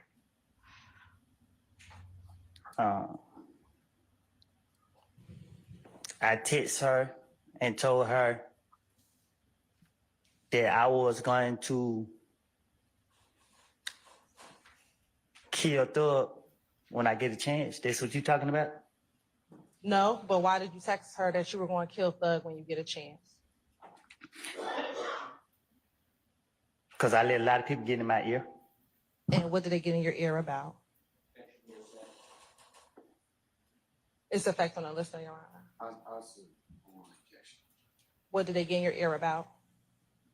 A whole lot of stuff. People coming to me every 5 minutes with something about not just Thug. It was just a lot of people, but mainly most people was coming to me about Thug. What So, about the? nah, they just kept coming to me like he ain't right. He ain't supposed to. I don't know how to answer that. I mean, but what were they telling you such that you thought that you had to kill Thug? Say it again. What were they telling you such that you thought in your mind you wanted to kill him? That to watch him because everybody saying I killed Nut and they didn't want that on them, so they gonna put it on me. I don't know. Like it was so many different people just telling me stuff. So But to kill somebody, what were they telling you to make you think you had to kill Thug? what did they tell me that made me think I had to kill him? Yes. That I better watch him Why? because they said I was messing up his career. Like they saying that I was pulling him in stuff that I got going on. Like they were saying all type of stuff. So why would you messing up his career mean you have to kill Thug? They said to me, okay, a female came to me and told me that she heard something. Then another person came to me and told me that he heard something. So people kept coming to me and I was paranoid because I had said something to a friend of mine where I felt as in whatever I was saying to him had got back out. So let's start there. What did you tell your friend that you think got back to him? I was planning on him. Why would you be plotting on Thug? I don't recall. Okay. Do you recall telling the detectives that you called, that Dolly texted you and was cursing you out? Yeah. Okay. And this is years ago. Do you remember what she was cursing you out about? Because I told her I was going to kill Thug when I see him. Okay. Do you recall the last 4 digits of the number that she was texting you from? No. Do you recall giving that full phone number to the detectives? No. Do you recall giving them a phone number ending in 1990 for his sister? Probably so. Which sister are we texted you? Dolly. Okay. Did she have another name? I said Dolly. Did you call her something else? Yeah, I call her Dolly and Max. Okay. Do you recall texting Dolly, damn, your brother's trying to have me killed? I probably have. Okay. Why would you text her that? Because I thought what I was said to somebody else had got back to him. So what did you tell somebody else that you thought got back to him?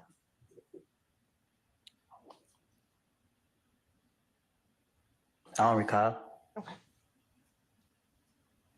What, again, would make you text that to her brother, to Dolly? Damn, your brother's trying to have me killed. You know what I mean? Like, what the hell I ever did to him? Why would you text that to her?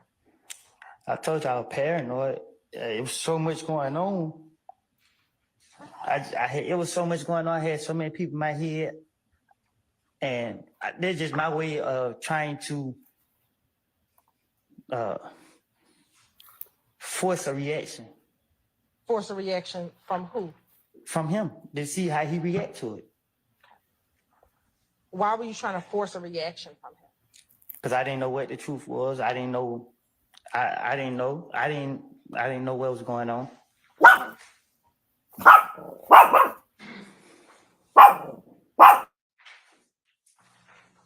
Now, we talked about in February, strike that. We talked about in January, people thinking that you had killed Nut, right? Also in February, did people think you were trying to kill Nut? Huh? Did people think that you killed Nut, excuse me? Objection calls for speculation. I'll sustain the form of question. Did you believe that people thought that you killed Nut? Did I believe it? Yes. People were convinced. Okay. By the time we got to June,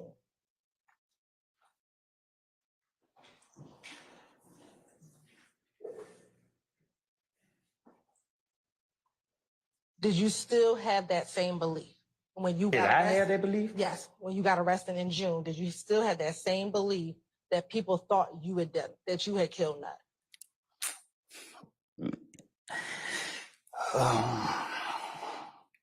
I don't know. Like, so many. It was so many people on. So many people just like. A lot of people said they know I didn't do it, but a lot of people said I did it. So I don't And I'll ask you again, did you kill Nut? know.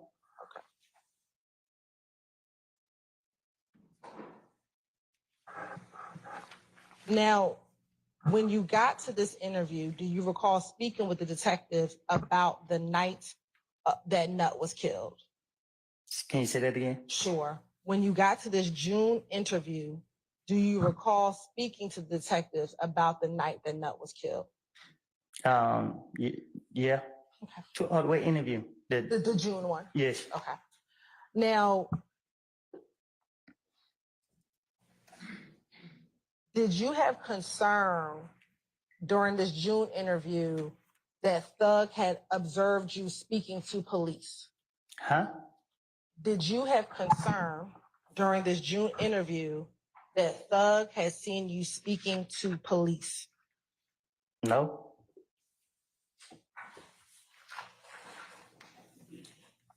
Do you recall telling the detectives in this June interview, long story short, the detectives was calling my phone and he was right there. And they asked you, Thug was right there?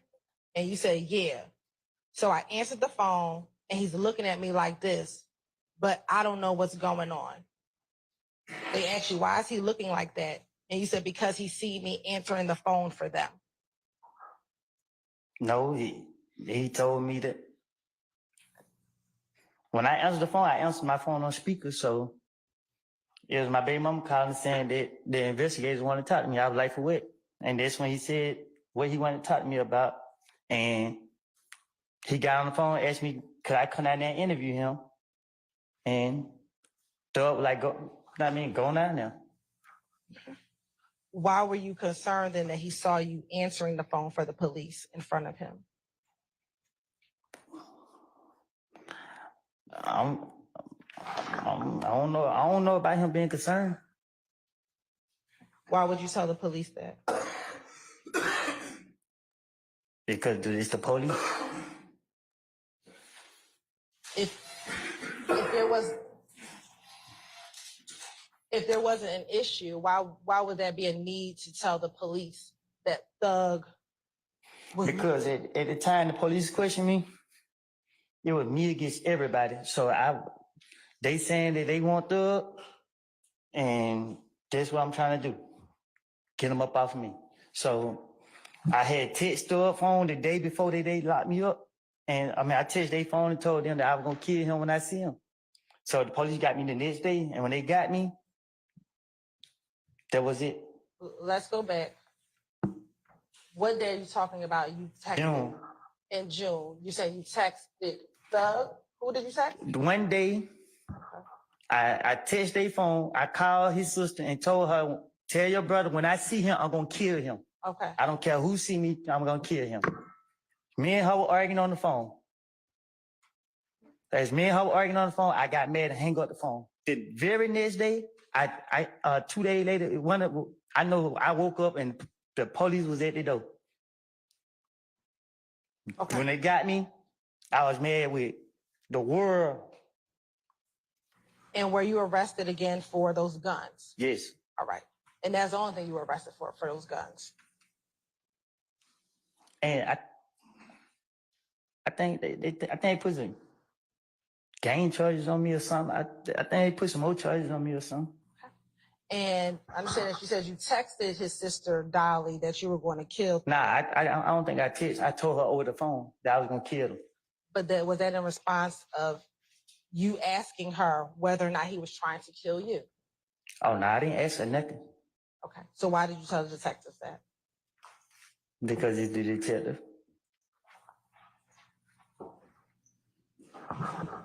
Were you concerned that Thug did not want to hang around you anymore because you had been talking to the police? No. Do you recall telling detectives in this same June interview, he ain't want to hang around me anymore? And they asked you, this Thug? And you said, yeah. Like, damn, what the hell? Why the hell these niggas don't want me around? Do you recall being concerned that Thug did not want you hanging around him anymore?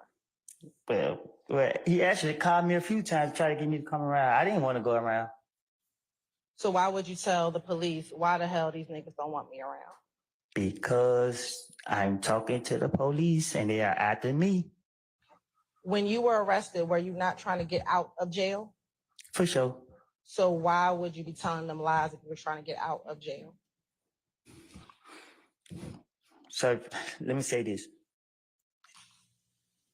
If I tell the police the alphabet is ABCD, right? The police gonna tell me what come out the D. E come out the D, I think. ABCDE. Man, I don't know, man. I'm not about to go through all that. I don't, you know what I mean? Like, this is the investigators. They locking me up, they targeting me. They constantly, every time I come outside, spit on the ground. SWAT team got me. Like, So why would you stay in a 9-hour interview if they were out to come and get you? you see what you said? That's how bad they was after me. They sit right there and put up with me for that long. Okay, but you kept talking to them for the entire 9 hours. I'll rephrase. Did you speak with them for the entire 9 hours? I was handcuffed behind my back, legs shackled to the chair. And guess what I know? When I get finished talking to them, I'm going to the jail. So guess what I'm trying to do? Trying to buy as much time as I can before I go to the jail.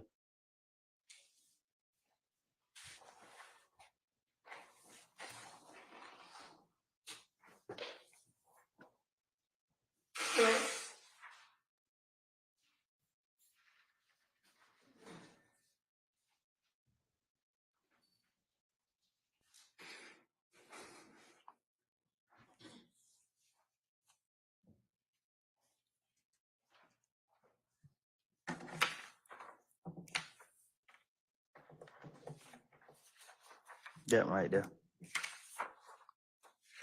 All right. Can you publish 378 Yankee Echo 1?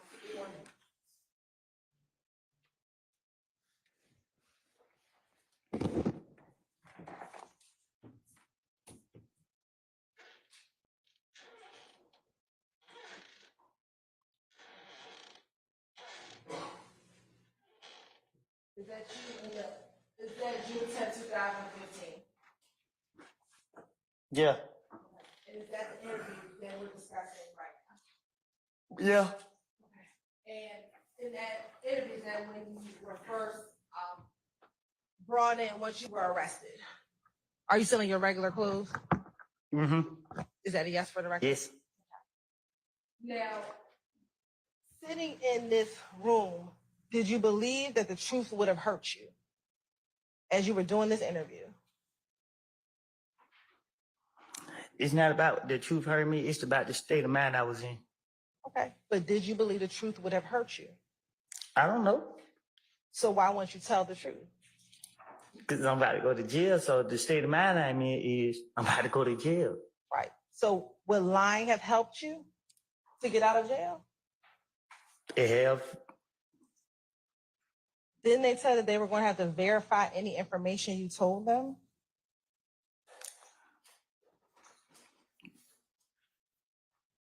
they did. Okay. So why would you tell a lie if they had to verify what they told you and you were trying to get out of jail? I don't know. Did you believe the truth would hurt Thug? Say that again. Did you believe the truth was going to hurt Thug? You said, do I believe the truth gonna hurt Doug? Yes. That'll be his problem. Right. But if you're in this state of mind, why would you be in there just telling lies? Because that's who the police after. They locking me up, but they are acting him. But they're locking you up and you are trying to get out of jail. Wouldn't you tell the truth to get out of jail? It depends on who is the truth to. Okay.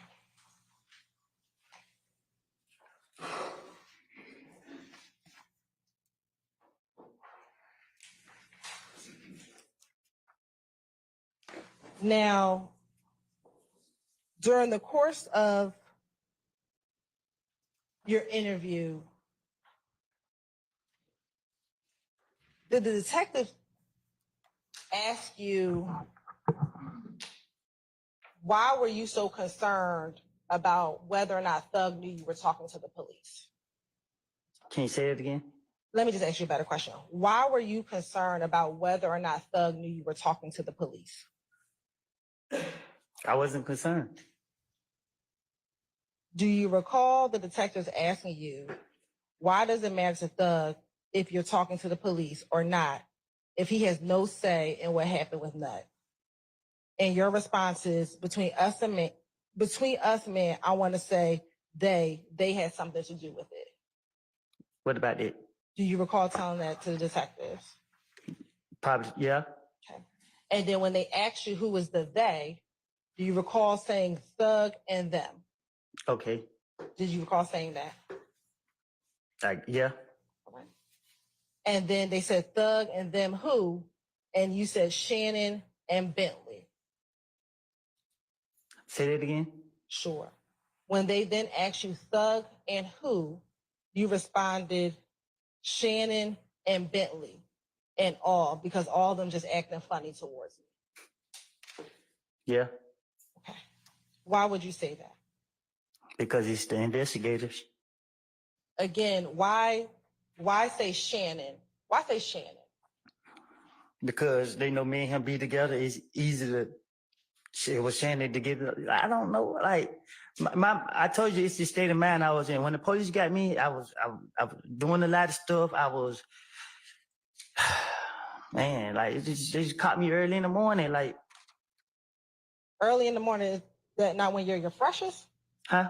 And early in the morning, is that not when you're your freshest? No, they can't get me out. I'm asleep. I hear the door. Boom, boom, boom, boom. If I'm asleep and she sleep, who being at this door like that? So it shot my brain. I've been shot ever since I looked like those scenes of the police. I can't forget it. Like, Ms. Hilton. Okay. All right. Okay, ladies and gentlemen, this might be a natural point for us to recess for today. Mr. Copeland, we'll see you Monday morning at 8:30, okay? 8:30? Yes, sir. See you then.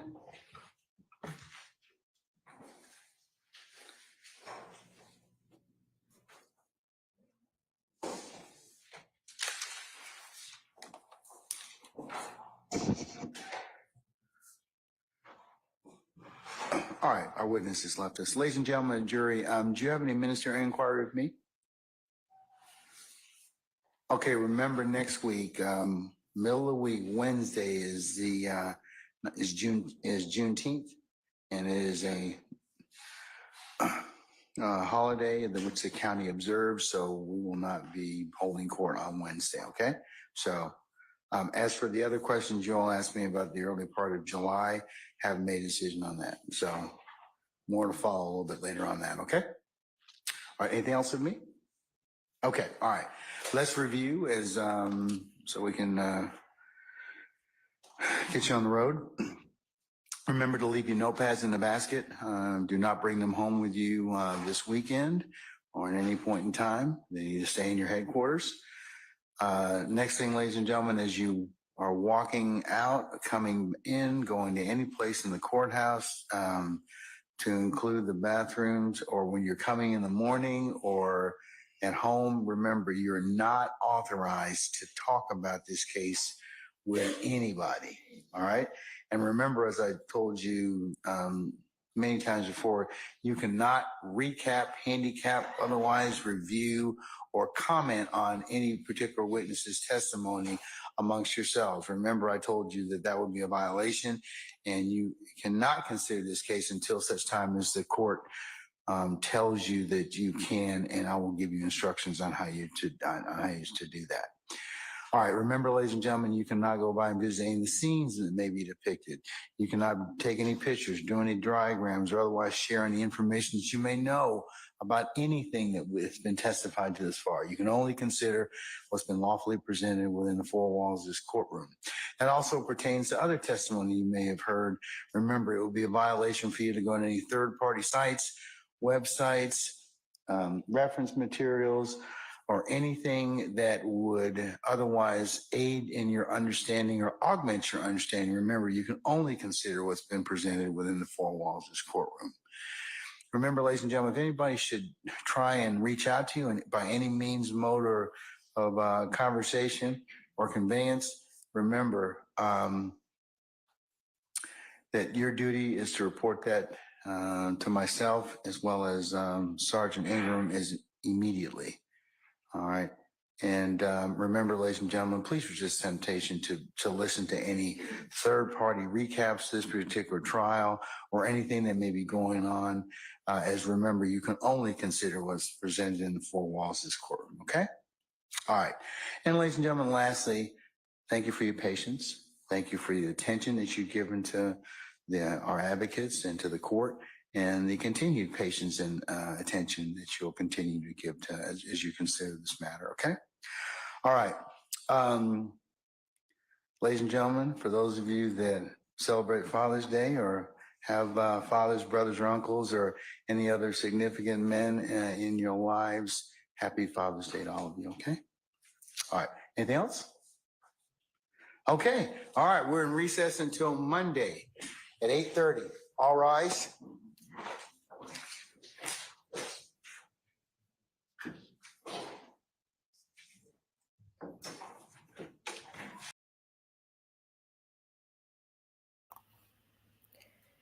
So I don't know what to say. I don't. The only thing I could say is, of course, I do believe that they have threatened him. He didn't want to go to jail. He should have went on and did his 2 years. But I believe that the reason he's so angry is because I believe he had been an informant down through the years. I do believe that. He was doing so much dirt, the police was messing with him, so he was telling on Thug and them because that's who they really wanted.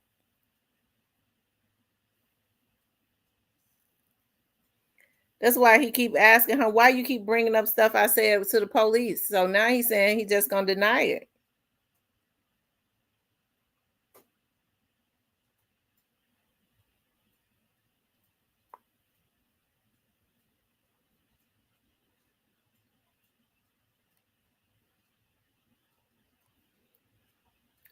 Yeah, happy Father's Day to all of the great fathers. And if someone is not a good father, you still have the opportunity to make that right.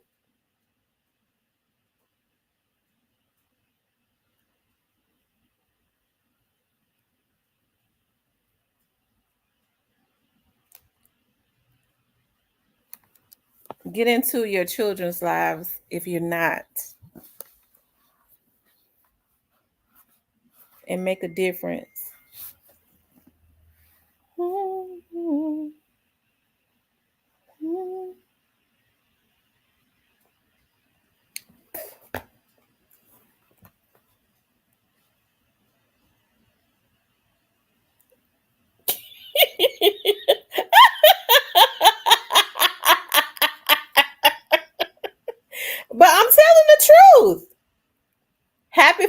Day to all of the good fathers. And for those that are not good fathers, you still have the opportunity to be a good father. Get into your child's life and start today.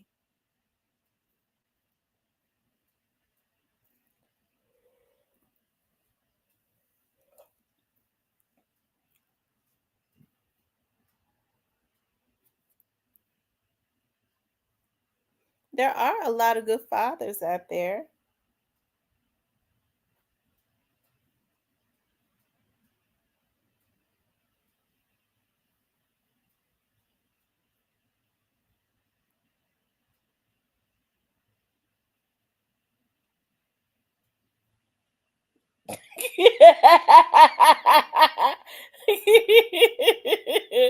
Well, I have to add it for those you know mothers who may be saying in their mind, well, my child's father is not in his or her life. um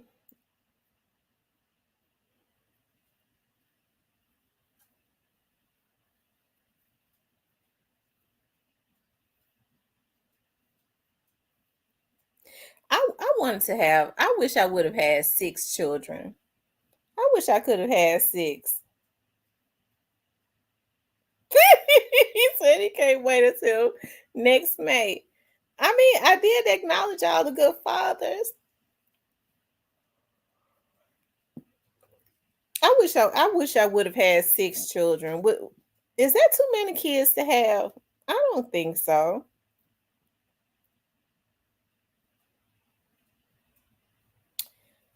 Oh my God. I cannot see myself getting pregnant in my 40s. Now, if I get married and I meet a man who does not have children, I was getting ready to say I would consider a surrogate, but then I get to thinking about like I I don't want another woman in my relationship.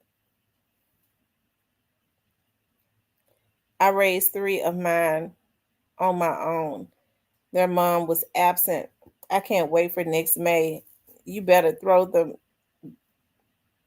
Corvettes out for mothers. I am. But there are more single parent homes. Every father is not. Although I don't want to turn this. Listen, I don't want to take the energy away of the good fathers that are out there. A make name it says, pray for me. I got 16 more years ready for a little man to get out the house already. I'm telling you, when I remember when my girls I would be like, oh, I'll just be so happy when they turn 5 years old because they were so whiny and spoiled. And then when they first went to kindergarten, I still have the videos.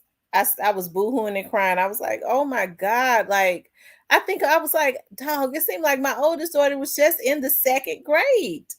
She was just in the second grade.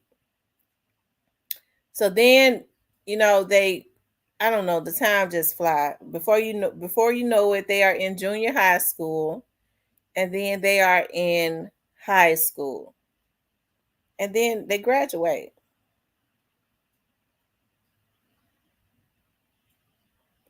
I missed the live going to hear the replay. Miss Tamara and chat. Happy Father's Day. Yeah, happy Father's Day to all the great fathers. I think my daughters are going to spend some time with their dads, which is good.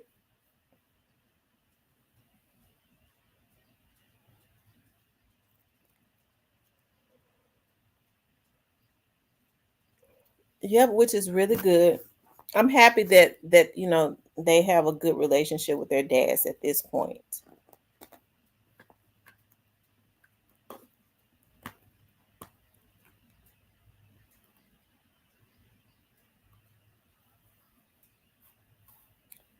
That dude. Happy Father's Day to all the fathers and those of us who are single parents.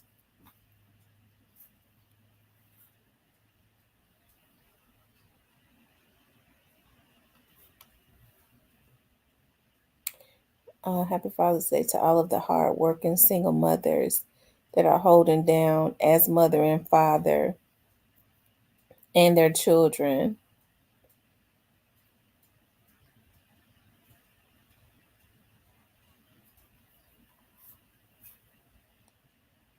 Um, Michelle says, I missed the live. Yeah, like I said, there are a lot of good fathers out there. It is. I've never tried to take that away. If you notice, I don't even talk bad about my kids' fathers. I don't talk bad about them. Now, I've mentioned some things that happened between us, but I never mentioned anything else above that because I mean it was we whatever happened in our relationship and it was something else. Mr. Parker said, "Whoop, that's my cue." It was something else. Talk to you later, Mr. Parker.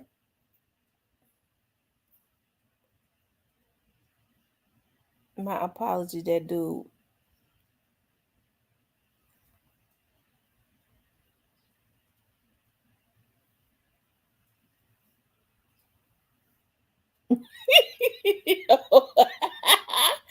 Oh Lord. All right, Mr. Parker. I'll see you when I come on again, Mr. Parker. See you later. So y'all, let me ask y'all something. There's also deadbeat mothers as well. Yeah, there are some deadbeat mothers, but my point is here's my thing. You don't let's just be honest. We don't see as many fathers doing what single mothers do. I'm talking about like you all that are raising your children. It's more single mothers, but that does not negate the fact that there are some good fathers. There are good fathers and there are bad fathers, just like there are good mothers and there are bad mothers. I think guys be feeling like women be wanting to launch an attack on them. I don't attack men. I don't attack them. But what I do notice is that, and I'm not talking about you all, it's like now, because more men attack women so much, it's like the norm. Like it's like women have become desensitized to it too. And I'm not trying to play victim. I'm just saying, I guess we have to normalize being respectful to women and to being respectful to each other. My dad was there, but not there mentally. I learned everything from the streets. Yeah, because sometimes, kids can have a two-parent household and I mean, that means nothing sometimes, It just all depends. G. Finley says, my daughter thinks she is a good mother, but she takes it out on my granddaughter because the dad is not around. And that makes me mad. Oh, yeah. See, I don't like that. And you do. I don't like it when, when people tell kids, you're going to be just like, I don't like for parents to talk about the other parents in front of their children. Because what that is doing is it's teaching the kids to feel a certain way about their other parent. I made a habit of not saying, regardless to how I felt about something, I made it a habit to not speak illy of either of my kids' fathers in front of them. Right? I made it a point not to do that. Because you don't want to implant in your child's head that that they're not even loved by their own parents. You don't want to do that.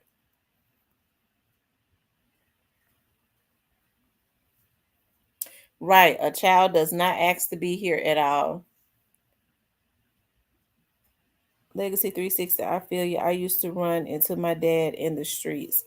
Yeah, that's hurtful. When children long for relationships, whether they are adults now or not. But we all were once children when kids long for a relationship for their parents, for one of their absent parents. When one is there, you definitely long for a relationship with the other one, if out of curiosity, if nothing else. So that's why I say, if there are parents that are not in their children's lives like they should be. This would be the opportunity to start stepping up, especially if they are still under the age of 18. Start stepping up. It's not too late. And if a parent truly wants to step up, if they have not been there and they truly want to step up and start being in their child's life, the parent that is there, do not make it hard for them. Don't make it hard for them. Let them do it. They got to start somewhere.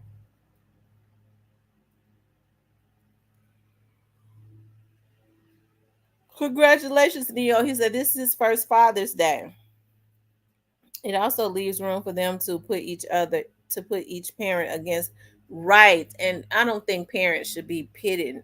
It should be against each other. They need to be on one accord to raise their children.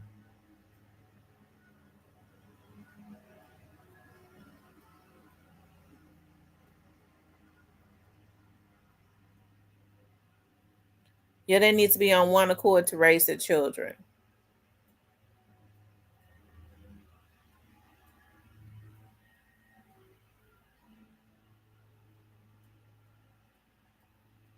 Hmm.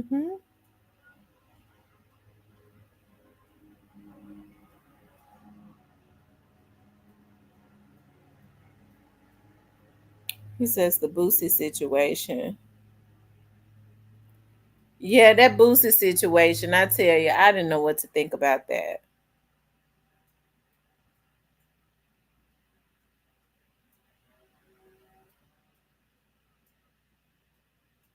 He says, actually, Miss T, nowadays you actually do see more single fathers than in the past. Right. There right. Well, you're right. You see more fathers that are stepping up, that are raising their children on their own. I guess I need to correct that. You do see more fathers now, more single fathers that have custodial, that has custody of the child, that is raising the child on their own. That's true. You see more fathers stepping up to do that. That's number one. But even still, with there being more fathers that have custody of their children, I think still there are more single mothers. I think single mothers outnumber that. I'm almost sure of that.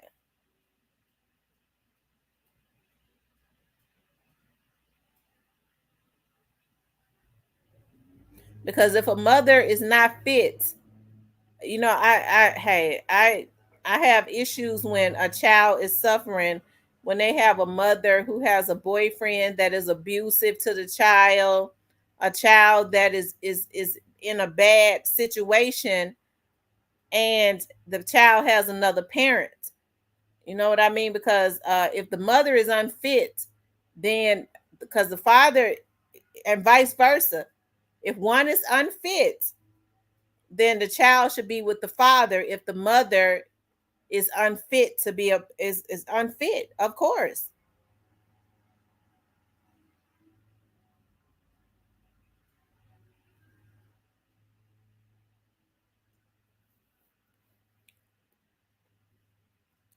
Yeah, I love my grandbaby so much. I just be, oh Lord have mercy, I shower her with so many kisses. I be missing those kisses so much.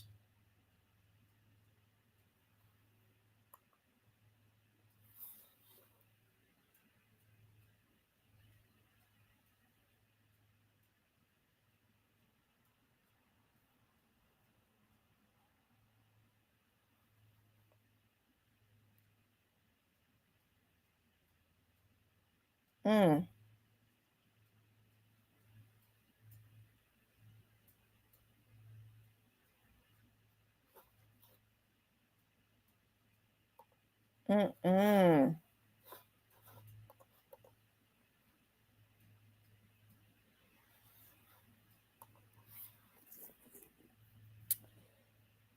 Um, my father was home but never really taught me. My mom was the one that took me to the baseball games. He never did nothing. He thought just because he bought me whatever I wanted, it was good.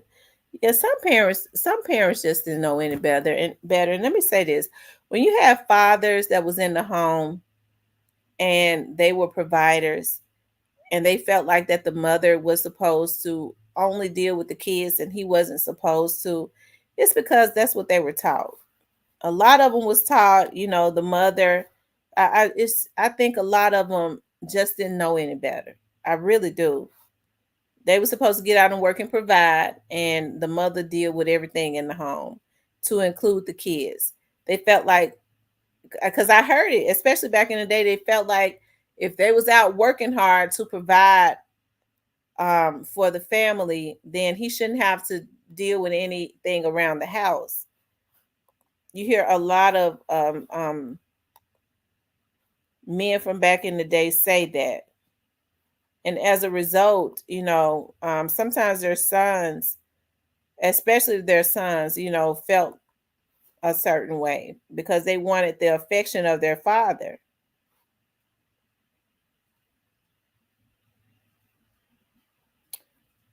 Soon, very soon.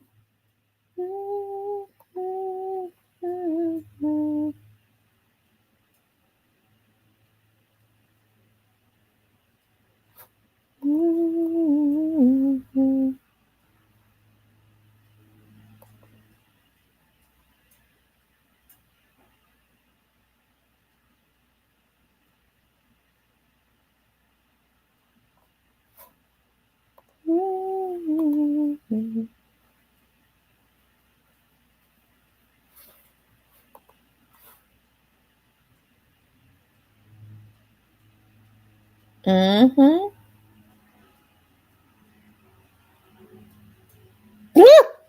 Mr. Park, I thought you said you was gone. Mr. Park, I thought you said you was gone. That dude says, G Finley, I say that because I have a 30-year-old with 5 kids and they love me to death. I have to say, my daughter is such a good mom. She is so patient. That's the child that was always fast. When I say fast, I'm talking about she just moved fast on everything. She didn't have time for nothing. She just kind of moved real, real fast. But now when I see her with her daughter, I go, oh my God, this child has the patience. She wouldn't sit down when she was a baby. She wouldn't sit down and eat. She would stand up and eat so that when she took a bite of something, she could take out running. The crazier than a road lizard. But I mean, she is such a good mother. I look at her patience now with her baby and all that. I go, oh my God, it's just so beautiful. G Finley, I say that because I have a 30-year-old with 5 kids and they love me to death. Miss T, would you let your daughter and boyfriend spend the night at your house? No. I mean, I mean, no. And the reason I say, well, yes, I'll let him sleep on the couch. No, I'll let him sleep in one of my guest bedrooms. I would. They couldn't sleep in the same. They couldn't sleep in the same room. They couldn't sleep in the same room. They would have to sleep in separate rooms. I don't play that. I ain't having sex up in my house. I ain't gonna let my daughter come in here and do it. Mr. Parker says, I refuse to let joy steal my joy, so I come back.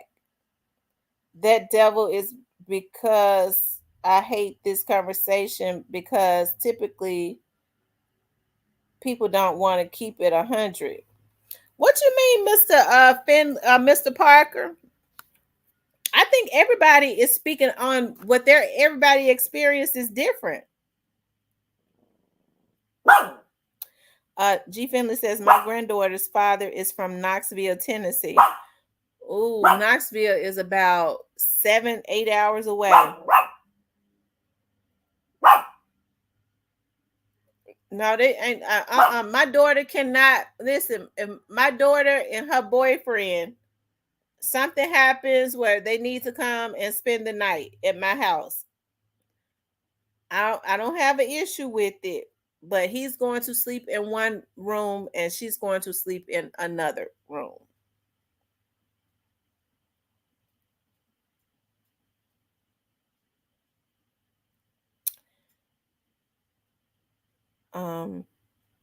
G family, my two granddaughters are my whole life. Zoe is 10 and Charisma is 14. I will go to prison if anyone mess with them. Yeah, I love my grandbaby. Ever heard the saying mama's baby, papa's maybe? Yeah, I heard that. What that mean?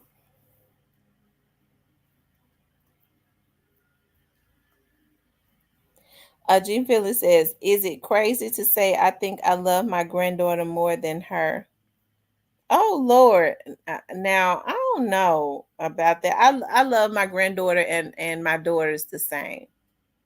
I love them the same. Somebody, you love your daughters more than you love your grandbaby. No, I love them the same. I consider all of them, all three of them, to be my children.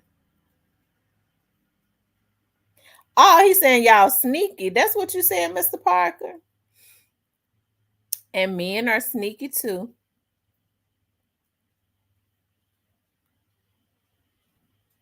Men are sneaky too. Mr. Parker, you was talking about Joy Loves God. I thought that was a mistype when he said I refuse to let that joy steal my joy. What did Joy Loves God say to you?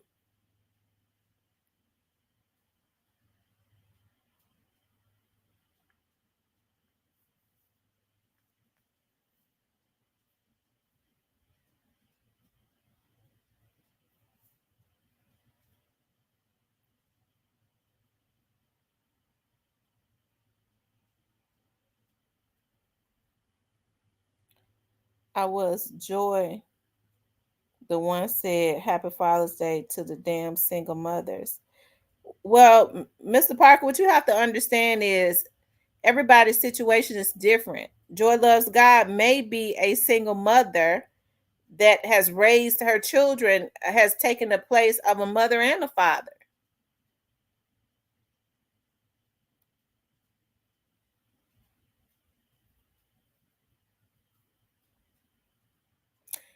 And I heard women saying last month, Happy Mother's Day to the mothers and to the fathers that have had to act as a mother and a father.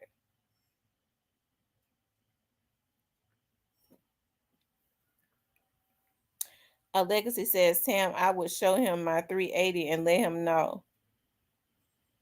I said I saw other people on Facebook saying it.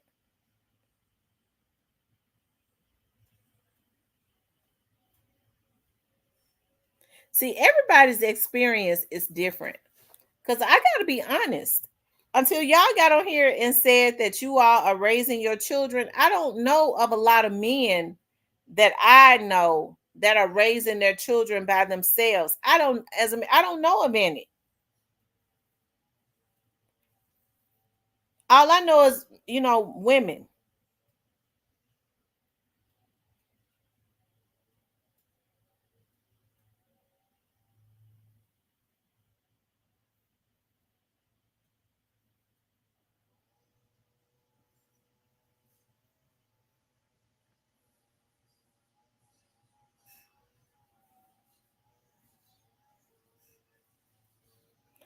So when Joy Loves God, I don't think Joy Loves God was speaking illy of you. She could be speaking from a place of maybe that's she's raised her, you never know.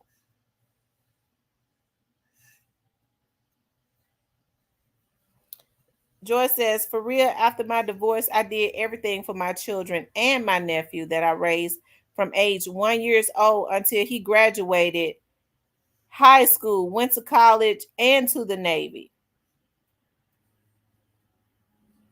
Yeah, Joy is a sweetheart. She is absolutely a sweetheart.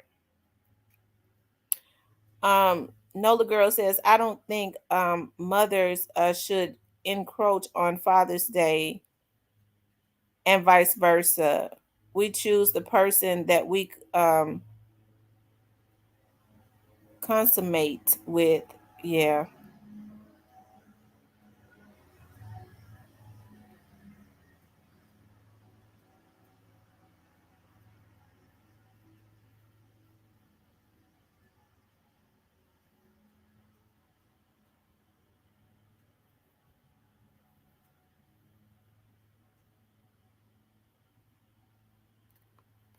But I think we have to understand, and I guess that could be true to Nola, a girl.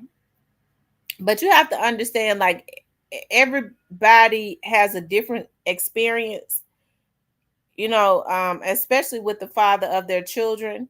So you're gonna always have mothers, especially, and I'm not talking about anybody in here, I'm just saying in general. If they've had traumatic experiences, especially if they still got some hurt on the inside of them. Think about women who was left, by their husbands or by their baby's fathers, and they are still damaged and hurt, and they've been doing everything by themselves. So their experience, yeah, I'm going live tonight. And so their experience is going to be absolutely different. So when Father's Day come around and because their experience is different, they still might have some trauma. The first thing they're gonna say is, no, I'm the father. I'm the father. My kids better not say nothing about no father. I'm not saying that it's right. I'm just saying that everybody's experience is different. Okay, he said he gonna call in. Okay, cool.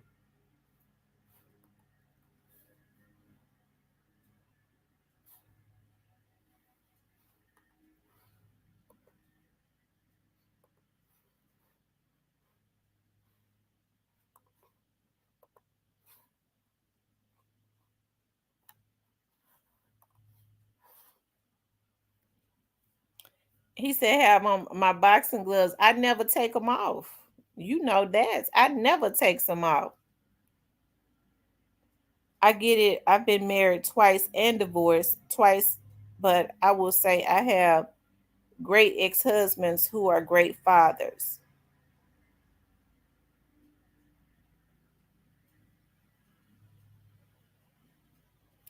Mr. Parker gonna get the smoke. I thought Mr. Parker, but Mr. I was like, wait a minute, because Joy Loves God is definitely a sweetheart. When I read that message, I thought it was a typo. Mr. Parker, you said you call her a devil. She's not a devil.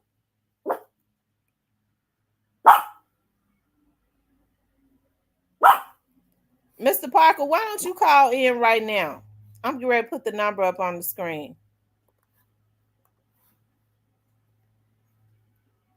Don't say you know that we ain't been sleeping together.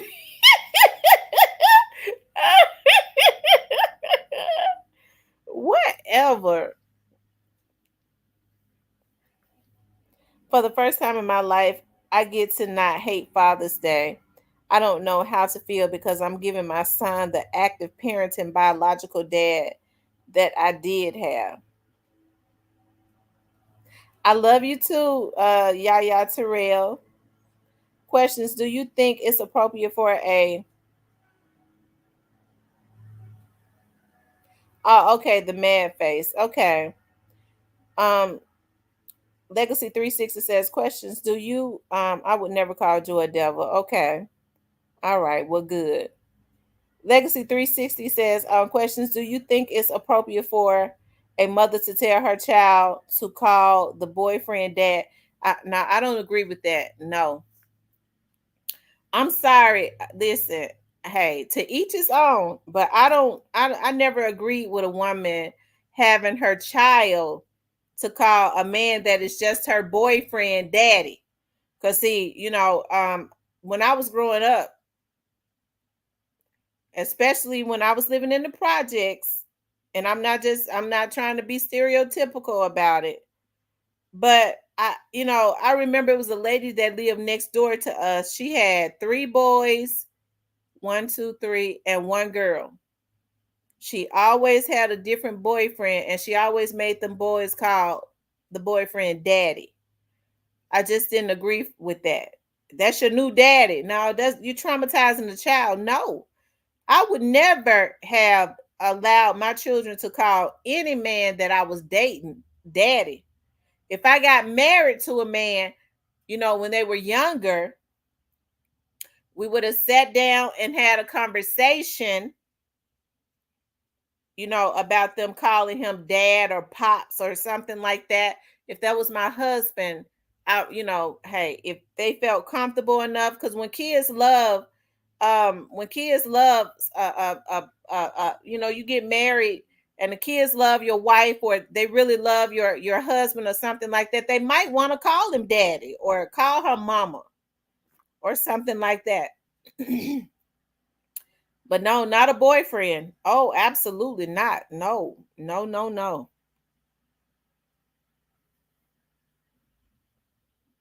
I wouldn't have had any issues with, if I had gotten married when my kids were younger. Even if I get married now, I wouldn't have no issues with my kids.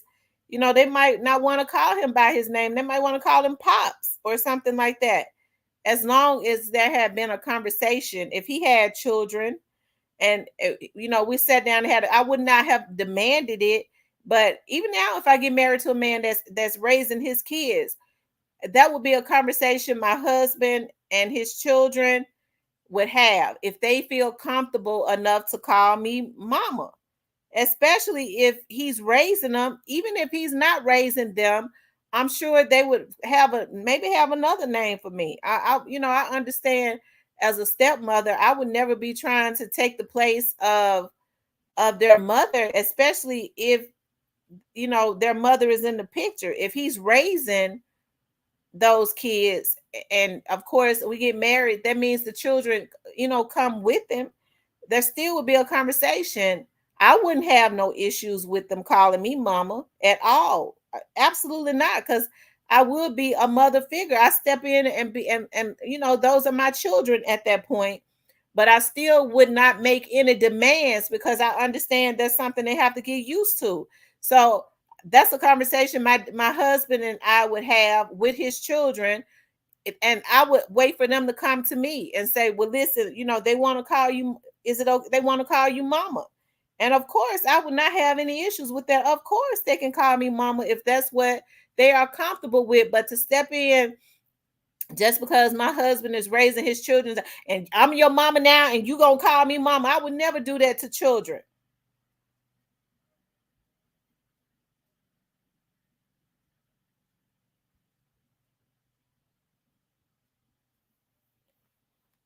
He says, I agree, Miss T. My son can't call another woman his mom other than his birth mom. That's why I can't have any women around him other than family. Anybody got a problem with Queen Joy? Tamara, I am comfortable calling you mama.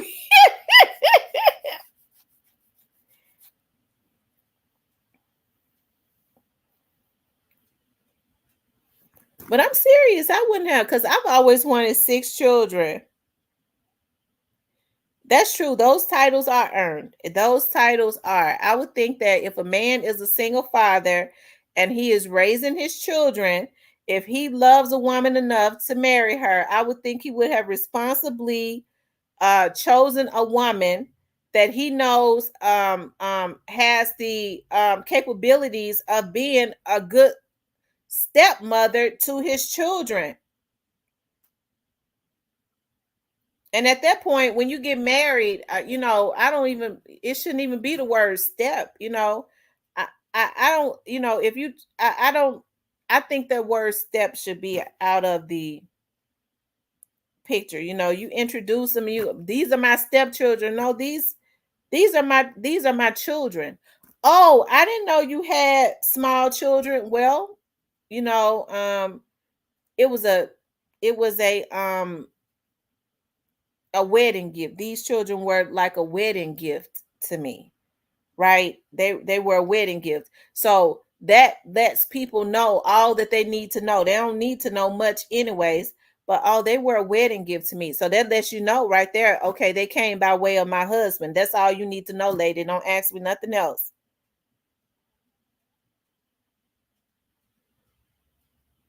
Says I wanted 10 wind up with one daughter, 3-step kids.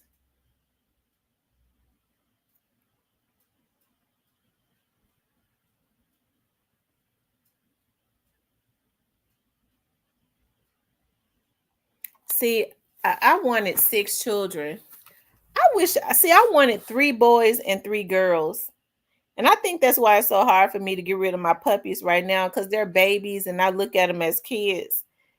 And they're not real kids, but I be enjoying them and laughing at their little personalities and stuff. I always wanted to have 6 babies. I always wanted to have 6 babies, and I had names for my kids too. For my boys, I had names. Now, I said that if I had ever had a boy, depending on what his father's name was, I would, one of them would have been a junior, but I can't, you never know who you're gonna fall in love with. I can't imagine naming my son George Jr. I couldn't do that. I wouldn't do that to my child. Mr. Parker says, right. My pops is in the 4th marriage. All those step kids of his, he calls them his kids, and I call them my brothers and sisters. Yet, no, but right. But I had names for my sons. I always liked the name Santana, and I liked the name Tori. And if I would, for a girl, I like the name Corey. Of course, I didn't name either one of my girls that, because I had 3 names for my daughter. Actually, my first daughter, her name was Justice. Her name was Justice Nicole. And my dad talked me into, my dad came and sat by my dad pulled his chair up and he was like, have you decided on what you're gonna name her? And I was like, well, I like the name that I named her, and I like the name. I actually like Justice, and I was leaning more towards Lyric. I was leaning more towards Lyric, like the Lyric, Lyric, but I was gonna spell it Lyrik. And so my dad was like, why don't you name her Justice? And I said, well, that is one of the names that I was going to name her. I had thought about, and so I changed it and I named her Justice, and I spelled it Justyce.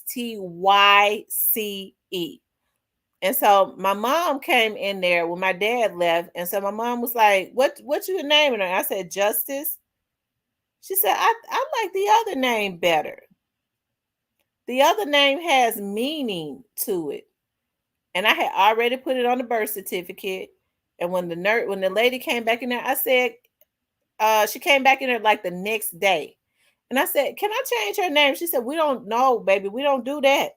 I've already entered it in. I said, please let me change her name. And so my dad was still thinking my daughter's name was Justice. But I changed it to the next day. I changed her name to what it is now. And guess what? When she got ready to have my grandbaby, back in 2022, she said, Mama, what was that name that you gave me? And you said that you changed it. I said, Justice Nicole. She said, that's what I'm naming the baby. And that's what she named her. Terrell says, I love the name Noah. Yeah, Noah is a nice name. That dude says, I wanted a son named Xavier, but I ran out of gas. I have a daughter. She is not mine. I raised her. She was 4 years old when I came into the picture. She's 26 years old. She only calls me dad when she wants to go somewhere, but she has the utmost respect for me. That's cute. Yeah. Like my grandma's husband, her second husband, that was not my mother's dad, but my grandmother had been with him since the 70s. And we consider him our grandfather, and my children called him granddaddy. He said, whatever happened to names like Esther, Mary, Bob, and Leroy? Ooh, child. Mm-mm. Leave them in the Bible. Leave those names in the Bible. They are historical.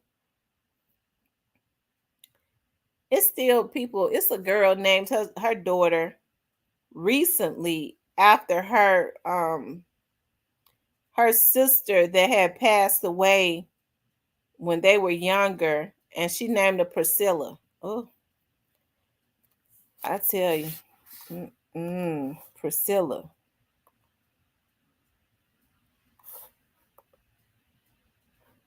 Priscilla.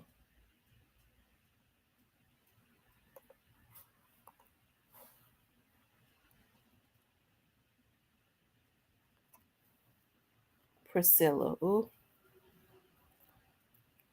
Now I think no, it's Tamar that's in the Bible. Is Tabitha in the Bible?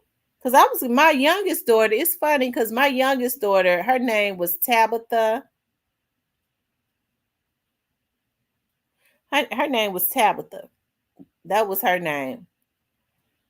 And I always loved the name Tabitha from Bewitched. Remember Bewitched daughter name was Tabitha? And I loved it. And I was gonna call her Tab. And here come her dad in there. Tamara, this is exactly how he talked. He always been a slickster. Tamara, what you gonna let me have a say input on what her name is? I said, I don't mind. What middle name do you want to give her? You gonna let me? You gonna let me give her a middle name? I said, yeah. What middle name do you want to give her? Why I can't give her first name? I said, because I've already given her a first name, Tabitha.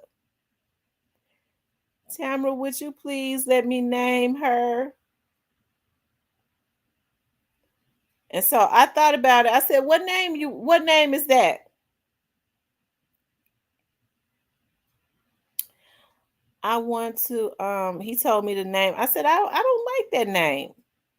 And so then I thought about when I was 18 years old, I had worked at a daycare. And there was a little girl there that I was crazy about that had that name. And I was like, well, I guess I can name her that.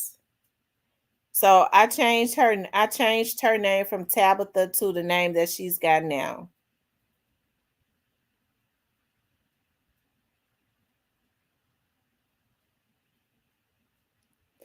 And so he said, "Can her middle name be Chanel?" I said, "Sure cannot.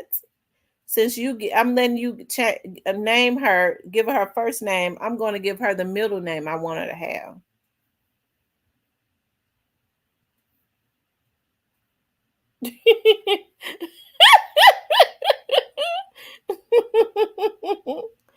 I'm gonna tell you something. It's funny because he was always real quiet, and nobody knows who he is, but I remember he used to tell me these stories about he had this friend because they're from out of North Memphis, like around Watkins and Steele and all of that. So I remember he used to tell me about he had this friend and he was like, before I met you, I used to be out in the streets real bad. But I just used to be running with him because his brothers was real bad.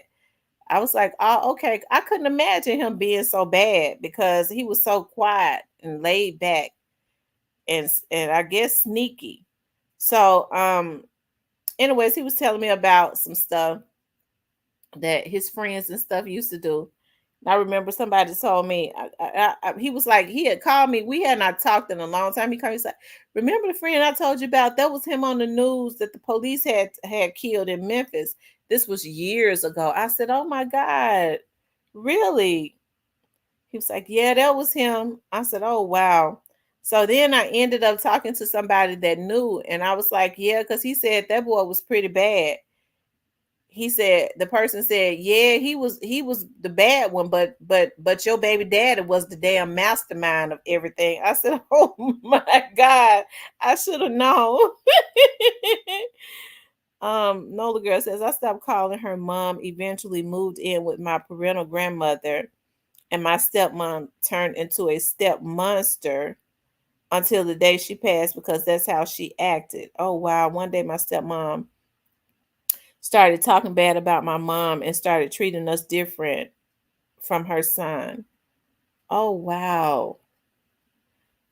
Mm-mm. And see, I think that's another thing too.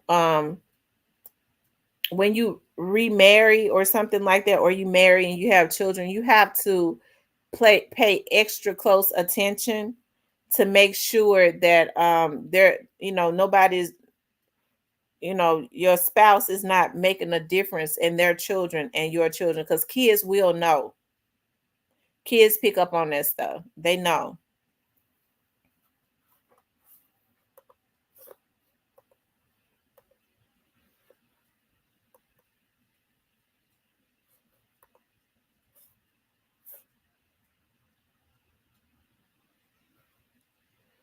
Mm-hmm.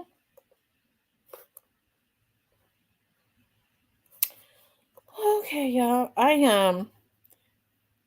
Let's see, 5 o'clock. I want to go to my kickboxing class and come back and put my meat on the grill.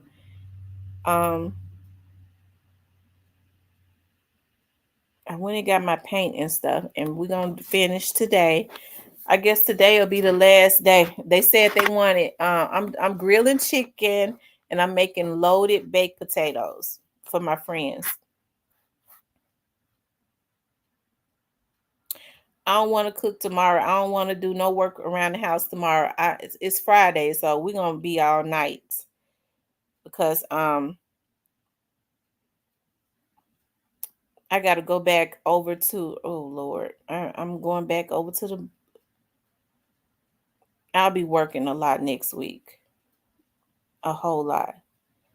This is my poom poom that they came from, so I did the naming. My stepmom was the mistress, so she always felt inadequate to my mother. Oh, so she was jealous. She was jealous. Oh, wow.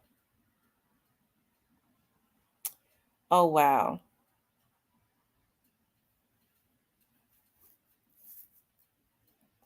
I think a lot of step parents need to search their hearts, because my mother and my dad was not married, but I am my dad's oldest child.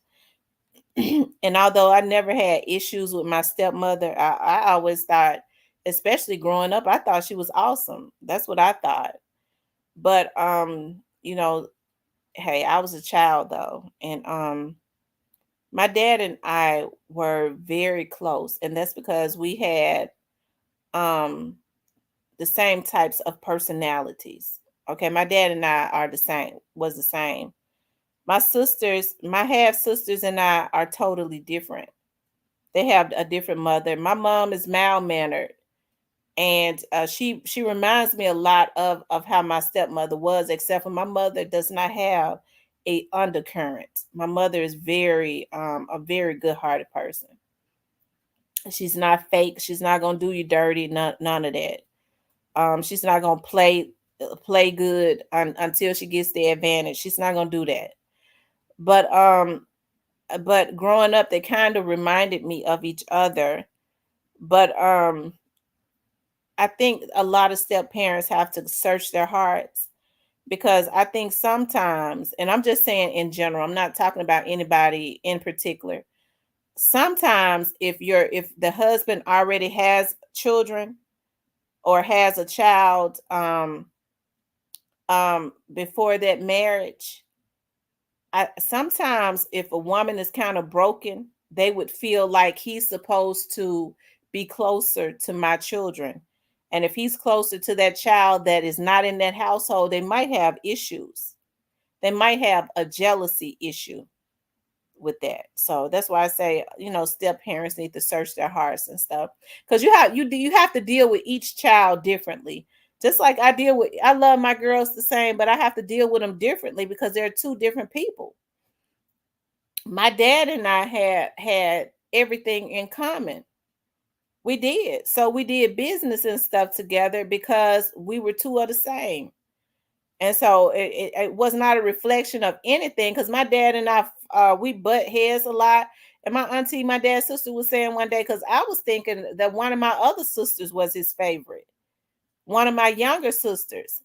And so I was like, well, that was always his favorite. I wasn't. Me and my dad, you always, used to clap at each other because we were the same. And my aunt was like, no, you were his absolute favorite, because all your dad used to ever do was talk about you and laugh about some of the things that you said and did. And he couldn't believe that he had a female version of him. But it was not a reflection of anything else. I was never jealous of that. I just thought, I never thought anything, because I don't have a jealous spirit though. Because one thing about me, whatever it is I want, I'm going and get it. If I want it, I'm going to get it. If I ain't got it, it's because I haven't decided that I wanted it. And so that's why step parents need to search their hearts, because they go, that's my husband. And these kids over here, his. How he gonna be closer to one of the ones that's on the outside of this home? That's not my child. But God doggone it, he had that child before he ever even came in contact with you. And so I think women need to think about, and it's more women that do it now.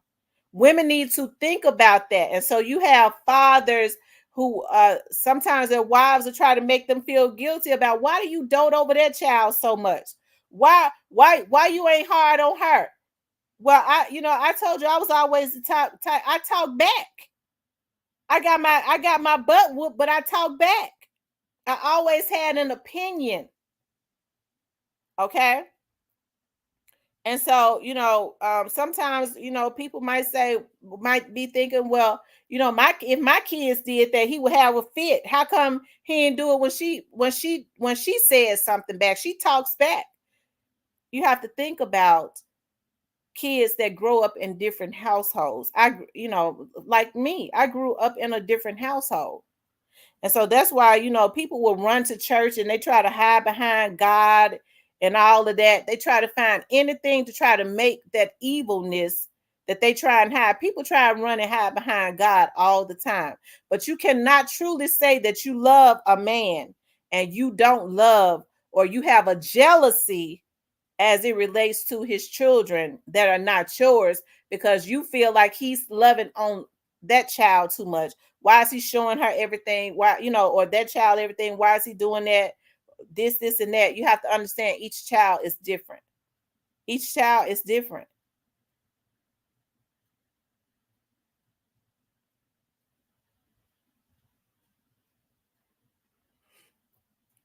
So, hey, I've never been a stepmother. I would welcome it because I love kids. I do.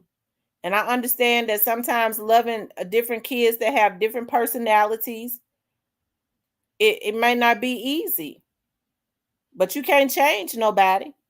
Just because, your kids may not say anything or sit and be quiet, you can't expect for another child that's raised up in another household to be like yours. Hell, as long as they're not disrespecting you.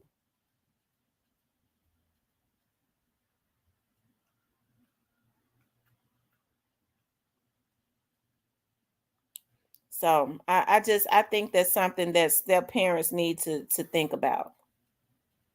Okay. Because women, especially, because I've seen women, women that I know that married and their husbands had kids, they would get jealous. I got a friend right now that divorced. He was married. I remember right before he got married. I'm not gonna say who he is because he was a radio personality. And I remember right before he got married, he was like, we had always been real cool, and we still are, right? Because he got me into the grant writing business.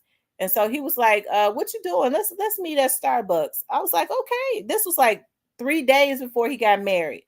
And I was like, what's going on? What's wrong? I said, aren't you excited? You get ready to get married. He said, you know what excites me? I said, what? He said, the only thing that excites me is I already know that this is going to be the shortest marriage in the history of marriage. I said, why would you even marry somebody if you're not in it for the long haul?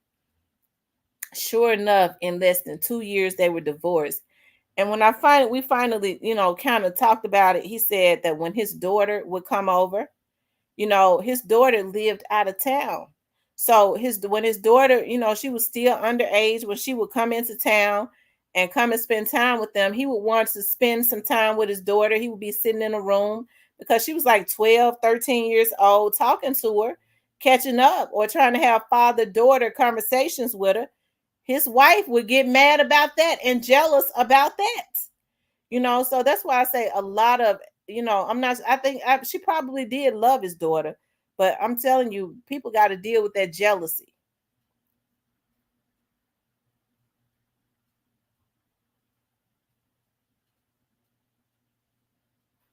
Because just in talking to him, he already felt guilty, that he was not in the household with her. He was raising other children, and which he said he loved them, but he was not in the household with his daughter.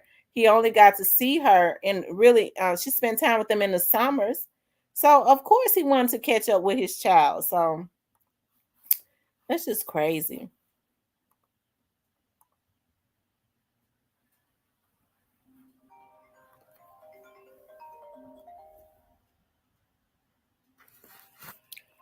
Hold on.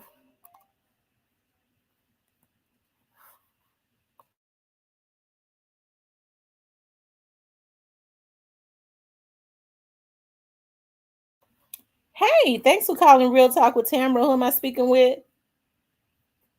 This is that dude. Oh, hey, that dude. How are you? I'm doing well, and yourself? I'm doing really good. I just wanted to call in real quick just to say how much I appreciate you, the knowledge you give on crime and life, and just to let you know, when I found your channel, I didn't know a lot about Memphis other than the mainstream news. But the people in the chat, I would ask questions, they would give me information.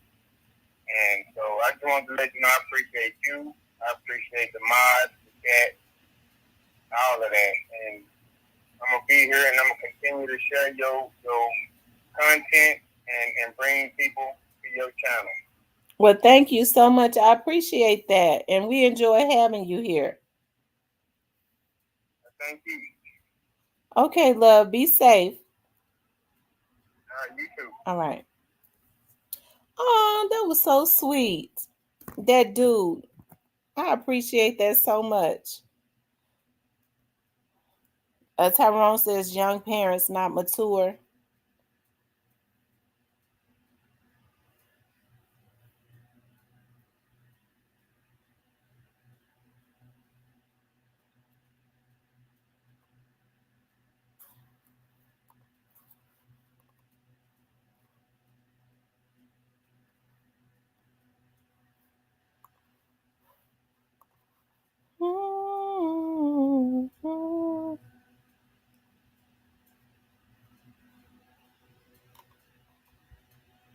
Y'all, they better be good. I guess for me, I'm happy that I'm glad that they are out, because I was getting ready to order me a shoe, and I was gonna put on some cute black tights with it, and dress it, and a cute top, and dress it up and wear these. And I don't even like no white shoe, but y'all, they've sold out. They don't have a size 8, but I was getting ready to order this shoe right here. Look,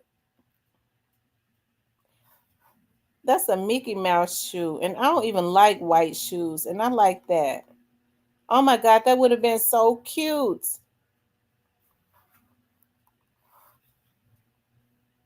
I was looking at the heel. The heel is just my height, 4 inches. Listen, I done got old. I can't do nothing higher than a 4-inch heel. I can't do 4.5, nothing like that. It's got to be 4 inches to 3.5. I ain't doing nothing less than a 3.5 because I don't wear no kitten heels. Yeah, that is so cute. Tam, that pic on the screen. Where can I see a larger version of that pic? Oh my God, Mr. Parker.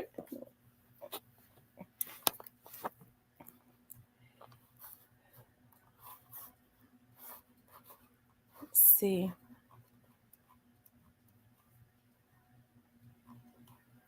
And I don't even like Aldo. Is it Aldo? Shoes like that.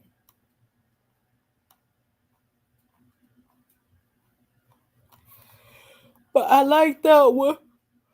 Mr. Parker, you just make sure you come back tonight. I'm getting ready to get off because I want to go over to my kickboxing class.